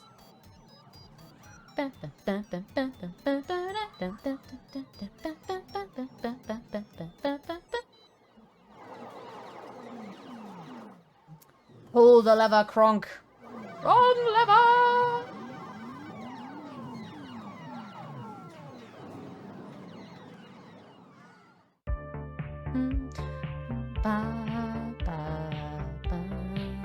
Oh, this soundtrack is such a solid vibe. I love it. I love that reference. Ah, thank you, T-Rainbow Star. It is the future year, 20XX. And my dream has come true. Okay, well, let's be honest. If you asked me 2 months ago... Oh, goodness! Oh, thank you for the bits! I will add those to the tracker at the end of the stream, and I will let you know when those get donated. Thank you very much, T-Rainbow Star. I've been super glad that I've even been able to raise as much as I have. I had no idea. Like, that's over, what, 3 streams? I'm beyond amazed at that, the generosity of people. And I hope this will be good for the Canadian Celiac Association, too, because this is the first time that they're doing Tiltify, too. So I hope it'll be a good experience. Okay, if you asked me 2 months ago if my dream involved being the event coordinator at a video arcade, I'd have just stared at you kind of funny. Even now, it sounds ridiculous. But it's true. I'm here, and I'm successful, and I'm happy. And this is my dream. Look, I'm so happy! Look at that lopsided bird toy. I want it. Ever since the Thunderdome, business has been booming. The Funplex is packed with players day in, day out. Kids, teens, the college crowd, the nostalgic ones looking for old games they remember. I've run 3 events so far. We've started rotating our games out of storage and into play to keep things fresh. The high scoreboards are constantly shifting. In fact, things are going so well, Gavin's hinted that maybe we should start looking into a second location. Dang, that's awesome! But this will always be home. Seeing the smiles on coworkers and gamers alike, watching my friends laugh and play in good spirits, in good arcade spirits, oh, that's working for me and it's bringing me joy in turn. I won't argue why, in fact, I barely understand why. But I'm happy, and that's better than I've been in years of going with the flow. Going with the flow never brought me this much enjoyment. I'd say by this point, I've soundly broken the family curse. Maybe everything doesn't have to fall apart from under me. Maybe I can just be happy. Game? I know there's gonna be sad coming with Percy. Don't break me. I already was broken by finding paradise last night. Don't hurt me. I am just small woman. Maybe this is where I'm meant to be. Title drop. Oh, yeah. Sign here, please. Huh? A bicycle messenger nudges a slim envelope in my way again, trying to catch my attention. I'm snapped out of my happy little trance immediately. Oh, right, no problem. After jotting down my signature, he drops off the envelope and heads right on out the door. No time for Moopy or a round of pinball, it seems. Deliveries to make. Curious, I open it up.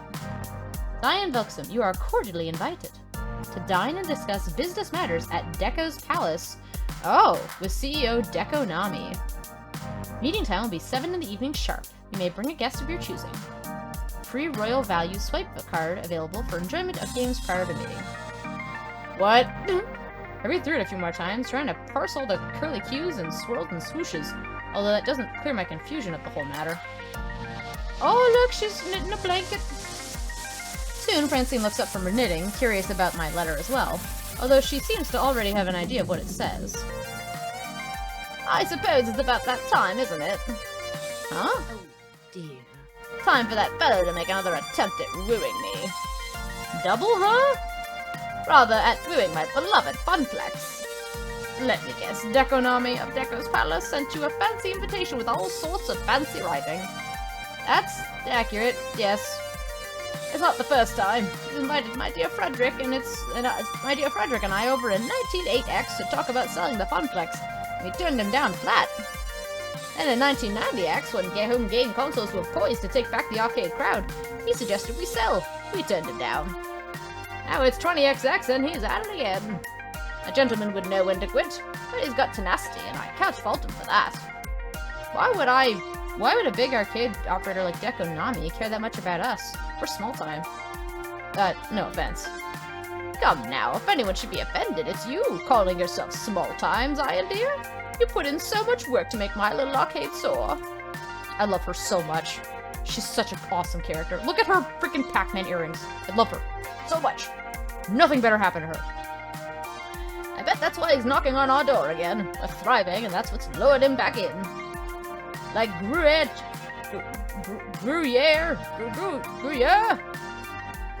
I don't know. Brewer cheese in the mousetrap. Oh, thank you, T-Rainbow Star. Appreciate it. That's probably getting real close, eh? What does that add, anyway? 90%. Jesus Christ. Okay. My oh my. That depends on how clever you are, my dear. Right, so I'm the cheese. Although I prefer to be a nice mozzarella. Cheese types aside, do you want me to ignore the invite then? Oh, heavens no. Contrary to what people say about the fellow, he's very much a man of his word. I always accept his invitation, always hear him out. It's only fair and proper. I thought he was like the arcade scene's greatest evildoer. Be sensible. Oh, that's a little grandiose, no? Certainly plenty of Rumors. I almost wrote that as certainly plenty of tumors. Ugh. certainly plenty of rumors of his questionable methods abound, but that's all they are, rumors. Politeness should be met with politeness. That's how you conduct proper business, and that's what the Funplex is all about. Francine moves to rise from her seat near the ticket desk, but pauses, leaning heavily on the glass countertop while looking strained. I move to help, but she waves me away and sits back down. Nothing better happen to Francine. I'm watching you, game. If she so much as, like, pricks her finger on something, I'm rioting. Oh, don't worry about little old me. I just stood up too quickly, that's all. Just out of breath. But, Zion, I think it'd be best if you go, in my stead. Me? Let's be serious now. These old bones aren't as spry as they once were. And I think you'd have a good time there. Well, an interesting time at any rate. Oh god. Yeah, no. Right, Ox? She better live. I'll look my dapperest for the villainous gentleman. You can count on me. I'll represent the Funplex. Shouldn't Gavin go? He outranks me. Yeah, the first one. Then I shall don my Sunday best to meet the mustache-twirling ruffian of arcade legend with pride. Ah, it's not that upscale, dear. No matter what glitz Deco Nami favors. They still sell cheap beer by the pitcher and rarely scrape gum from under the tables. This isn't good. Everyone we know is ill. I know, right? It sucks. My boyfriend's gonna die in 2 days. My career, my workplace mom is just old and getting on. It's not good. Not good at all. So go there and turn him down. You got it. The slowness of her response is a bit concerning. I trust you to make the right decision for everyone. Which is not to sell the Funplex, right? I don't feel that's my call to make anymore, dear. No, she is dying. No, no, Grandma. You're like my favorite voice to do. No. Maybe you haven't noticed, but I spend most of my time No, at home these no, days. no. Or napping. No. Or napping at home. Funplex isn't really about me. Not anymore. It's so much more than Francine's Arcade Funplex now. Oh. It's about you. It's about your co-workers. It's about all our regulars. You've made me realize that. And I'm thankful. I didn't mean to end up playing a sad game, but here we are. This is your dream as well as mine. Your kingdom is mine to rule, but seriously, I wasn't trying to- Oh, no. You're the one that started this place, Francine. You had a dream of a place where people can have fun, relax, make friends. I feel like even entertaining the idea of selling it is, well, it feels wrong. Disrespectful to you and your dream. Oh, you're a peach, dear. But times are always changing. I'm an old fuddy-duddy stuck in her ways. Maybe the time has come to change how the Funplex does things. We're almost back to the heyday of 1980X, thanks to the changes you've made.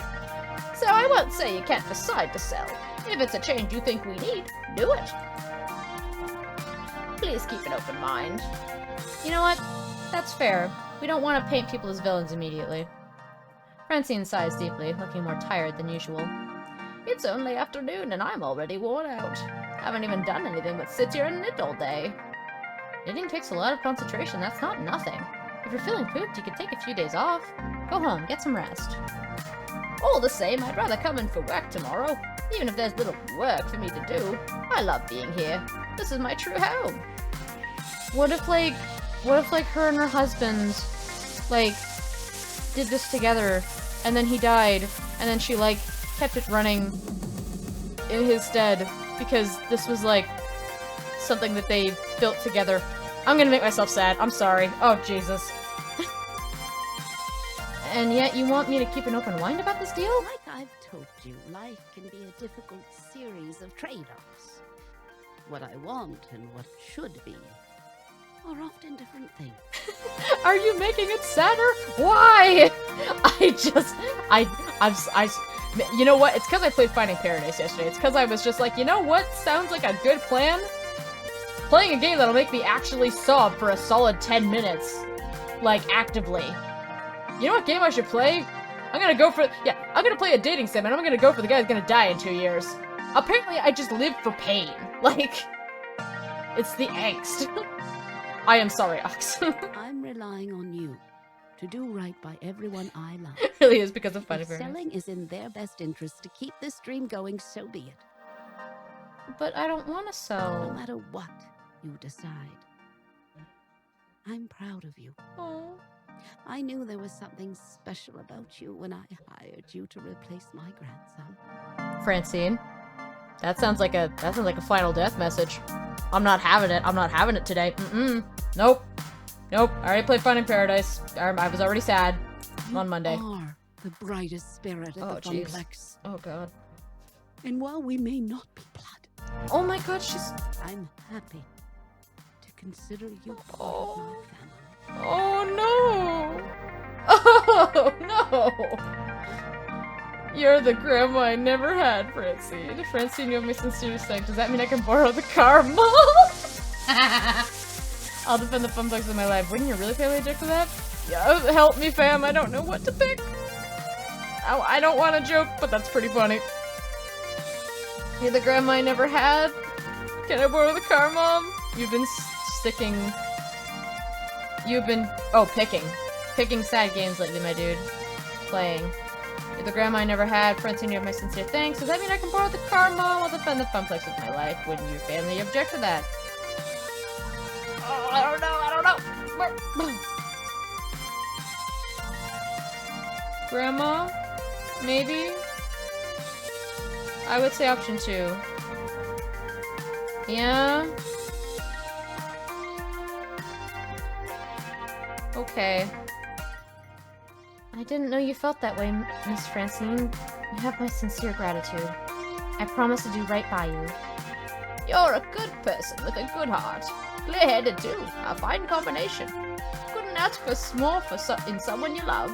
Oh, that's so cute. With another deep sigh, Francine eases herself out of her chair. It's the last thing you're ever going to say to her, so make it good. I mean, that was okay, I guess. But she liked it. Oh god, Ox, don't say that. I know it's gonna be true, but I'm not ready for it. Now I think I'll take the suggestion and head home. For today, anyway. Today only, right? You're gonna come back tomorrow, right? I'll be here bright and early in the morning to hear how things went with Mr. Nami. I know you'll make the right decision. Good night, Zion. Be well. Make the right decision. Okay. Nope, still not keen to sell out my dream. I'll try to leave my options open and hear him out. I'll hear him out. She wanted me to be open, I'm gonna be open. This is weird. Seriously weird. All this work, all this effort, finally finding my dream, as strange as it sounds, and I need to consider dumping it all? But, well, maybe it's not selling out. I haven't actually heard Deko Nami's proposal yet, and if we somehow could partner with him on our own terms, yeah, partnering is good. Overtaking is not. Partner it up. That might be what we need to push the Funplex over the top and placate a rival. We'd be the sister boutique to this department store. Still, I'm not willing to say one way or another. Not yet. We'll see. Now, who do I want to take as my +1? Beep beep, Zion. Eh? You want to come as my date? I'm your girl Friday, but I'm afraid you're not my type. My type being USB compatible, of course. Ahahaha! I sensed you were in a state of deep wonderment and wanted to help. You're thinking of who to take to the meeting? Yeah, I mean, Percy is the obvious choice. I'm sure he'd have some opinions on Deko's palace. True. As part of the Funplex family, Percy would be a good pick. But this is a business meeting. You may want to consider widening your options. Percy will support your decision either way. It's clear he trusts you. True. Okay, then. Oh, I can just... Okay. I mean... Naomi, probably? He knows business and gaming in equal amounts. Queen Bee knows the gamer scene. Ashley, she's got a good eye for local culture. I mean, I could spend more time with Ashley. I haven't really spent that much time with her. She can assess, and she does business in a very business-like way. But like, to make a decision with Ashley, that's a big thing. Like, I feel like Gavin would be good, but like, maybe Percy? Well, Percy's also the realist, right? So he's the one, like, yes, he loves Mr. Moopy, but he does do, like, the stock stuff. So actually, I think Percy is probably the better person to go with. Yeah, heck it, I'll just do Percy. Why not? Percy's been taking it easy since his heart attack, only making a few passes through Moopy a day, relaxing and casually playing other games in between. I wave him over as he's walking away from the round of Donkey Kong. Lovely day. Hello, love. Lovely day, isn't it? Lovely indeed. Although it's about to get a little bit less lovely. I know you're not exactly an employee at the Funplex, even if you own a small slice of it in the form of Mr. Moopy's magic maze, but I could use your help. Deco Nami wants to meet with me to discuss a business venture. Hopefully a mutually beneficial one, but who knows? Oh, I see. Rather serious, that. And you'd like to tap my business acumen to help assess whether he's serious or simply looking to scoop up a rival? Something like that, yeah. Very well, I shall put my best business face on, but I'd rather not wear a tie if it's all the same to you. I'm going in my hoodie, I think you can skip ties. I'll just go gather up my things, shall I? Alright, let's go, Percy. The lover duo. Don't make a big deal of this. Don't make a big deal of this. Do not make a big deal of this. We go there, study how the place works, then make an informed decision one way or another. The Funplex will be just fine. It's going to be fine. Everything's fine. Everything is fine. Percy offers to drive us across town to Deco's palace. Ooh, he drives? Heck yeah. Contrary to the talk before, we don't exchange many words. I'm deep in thought, running through all the possibilities of what could happen, and I can't shake this feeling. Something's off. Even looking at the glowing neon temple in the distance, my stomach knots and I feel uneasy. When we finally pull up, a valet takes the car and, with the blinking lights, blind our eyes. Everyone is going to die and I'm going to be broken. Ox, no! No, we can't say that! It's quite possible, but no. Hesitantly, I look over to Percy. That smile reassures me enough to continue onwards. This is for me, my friends, and the Funplex. I got this. I pause momentarily, inhaling the cool air around me. Then open the door. Damn. What do we got? Pengymania? Oh, they're penguins. Ticket prizes. 500 bonus. Pengymania. Alright. Deco. Ooh, this music. Ooh, I like it. Nice. Deco's Palace. Actually, ooh. Oh, they got the snaps? Nice. That arcade is beautiful. It truly is. Look at this. Whew. I've actually been here before. I think my 6th birthday party was here. I barely remember it, but I had fun. I think I had fun? Maybe? But on entering it as an adult, my first reaction is... boy, is that a weird smell. Mixture of chicken grease, beer, and sweaty kids. My second reaction is, geez, is it noisy. Visually noisy, and sound-type noisy. All the chaos of a Vegas casino, a jumble of light and bells and whiz-bangs. Once we acclimate to the new environment, we're escorted in and given VIP royal value swipe cards. No tokens, no quarters, just a card of indeterminate points to spend. We've got a little over an hour to kill before the meeting. Time to see what's at the palace. Can't say I care much for the atmosphere of this place. It's hardly cozy, is it? That's a shame. I know I say I play my best in the chaos and noise of an authentic arcade, but this feels skewed in all different directions. It's a bit too intense. He does seem pretty uneasy ever since stepping through the doors. Is this, safe for you with your condition? Oh, that's fair. I'm gonna ask him that. Percy, you doing okay? Your heart. You only got out of the hospital a few weeks ago. Oh, tosh, I'm fine. I doubt Deco's Palace can carve a few months off what's left of my lifespan. I'll be more worried if Francine came along. You've noticed, haven't you? She's getting worse. Don't remind me. We're not here to talk about that. We're not here to be sad. I picked probably the saddest rep, but we're not here to be sad. Yeah, I've noticed. Probably for the best that we're here instead. We'll do right by her, love. No worries. I suggest we split up, roam around a bit, scout out. I'll study the games. You're welcome to join me. If not, I'll rejoin you later. Okay, some time to kill, but not that much time to kill. Need to be choosy.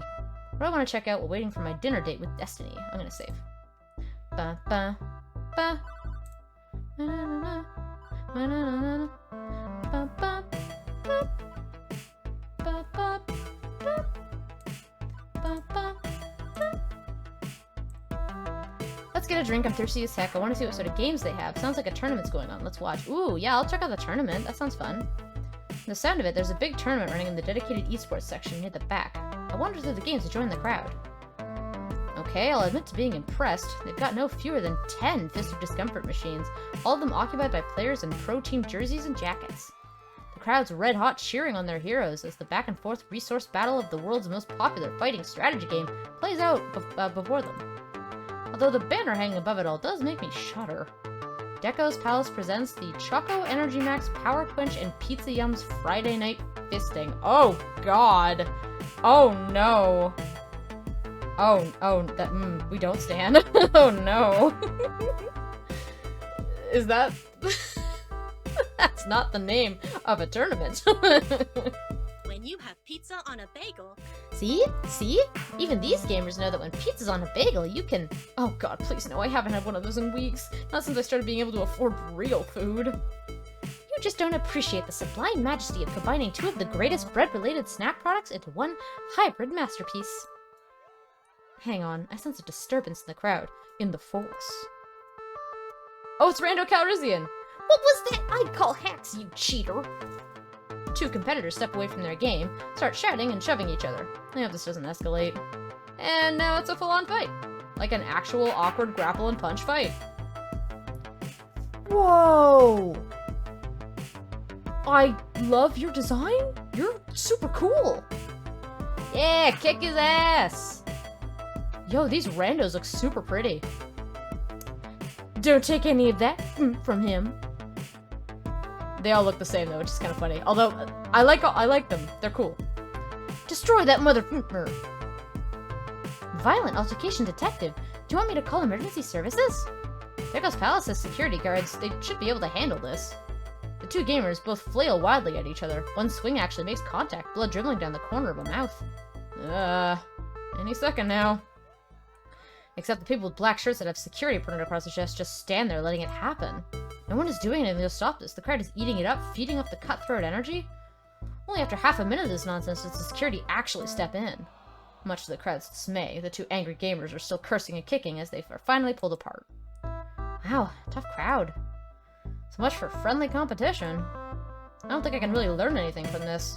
I run clean events at the Funplex and I have zero tolerance police. I have a zero tolerance policy for salty bastards. Time to move on. Alright, let's see what games they have. I decided to focus on trying to find some games. Like, actual games. Except the whole place is basically full of slot machines. They're in different shapes, sizes, and colors. None have a traditional one-armed bandit look to avoid running afoul of legal issues. But they're still slot machines. Every gamer here has maybe a single button to stop a wheel or a colored light or try to line up the dots or something. The really complex ones? 3 buttons. Ooh. Hey, listen. Hold me up above your head. Huh? Visual scan, silly. I'll look for games you might be familiar with. With a shrug, I hoist my phone high in the air. The flash goes off, and then I resume looking at Iris sitting in my screen. Please enjoy this recorded music. Processing. Please wait. Oh, actually, let's skip the music. That didn't take long. Good high bandwidth public Wi-Fi in here to my cloud processors. I'm seeing lots of driving and shooting games. Easy for casual players to pick up and play.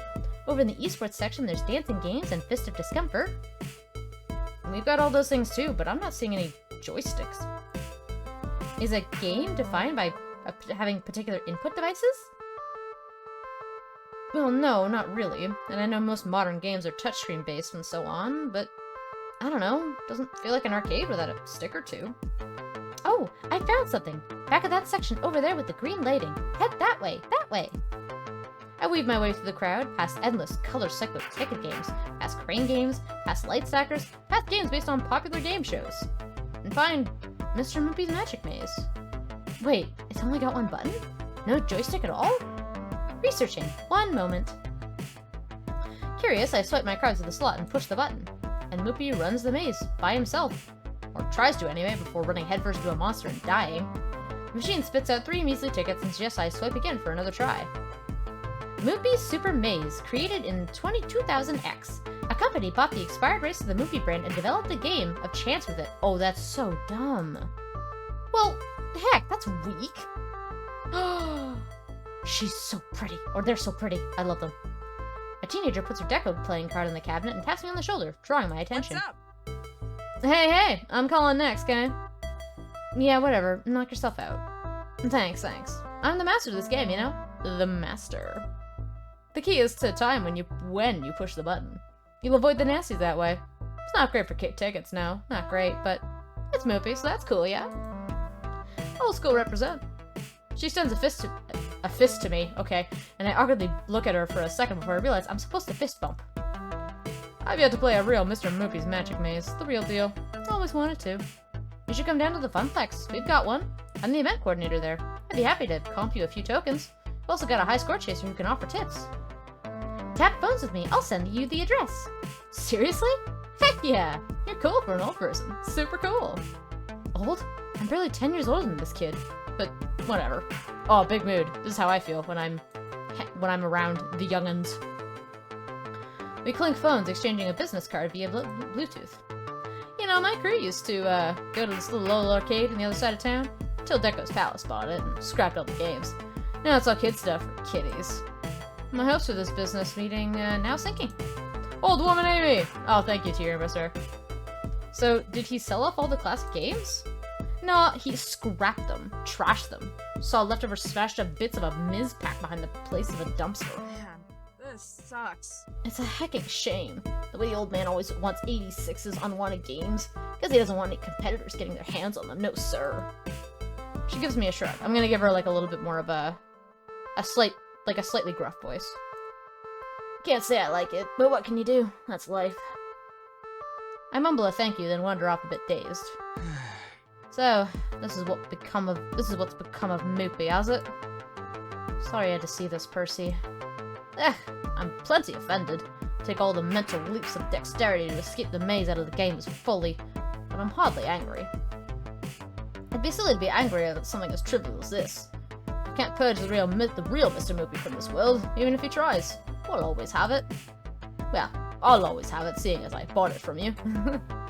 Until I no further need of it, I suppose. Want us to put your urn inside this cabinet? Oh, Jesus. You'd be honored to care for it after you've gone. Let's not even think about that now. Focus. I mean, he likes to joke about it. Maybe this would be funny. I'm gonna try that. You'd always stuff your mortal remains in the cabinet. I'm sure an urn would fit next to the coin mix. You laugh, but honestly, I could see that. Not for the active biohazard issue. I'll just keep poking around a bit more for now. Oh, okay, dang. I think I've had enough of a retro game abattoir for now. Where to next? Actually, the meeting is right around the corner. No more time to explore. Oh, good. Good time to end, then. After seeing a little bit of what Deco's Palace has to offer, I'm cautiously hesitant. There are certainly some things we can work on, but maybe a partnership can smooth out those callous edges. Beep beep. Beep beep, Zion. It is now 7 p.m. sharp. Dekonami is waiting for you. And actually, that's a really good place to stop, because I usually go till 10:30 anyway. So you know what? I think we'll save. We'll do a regular save. Go here. Ba-na-na-na, ba-na-na-na-na.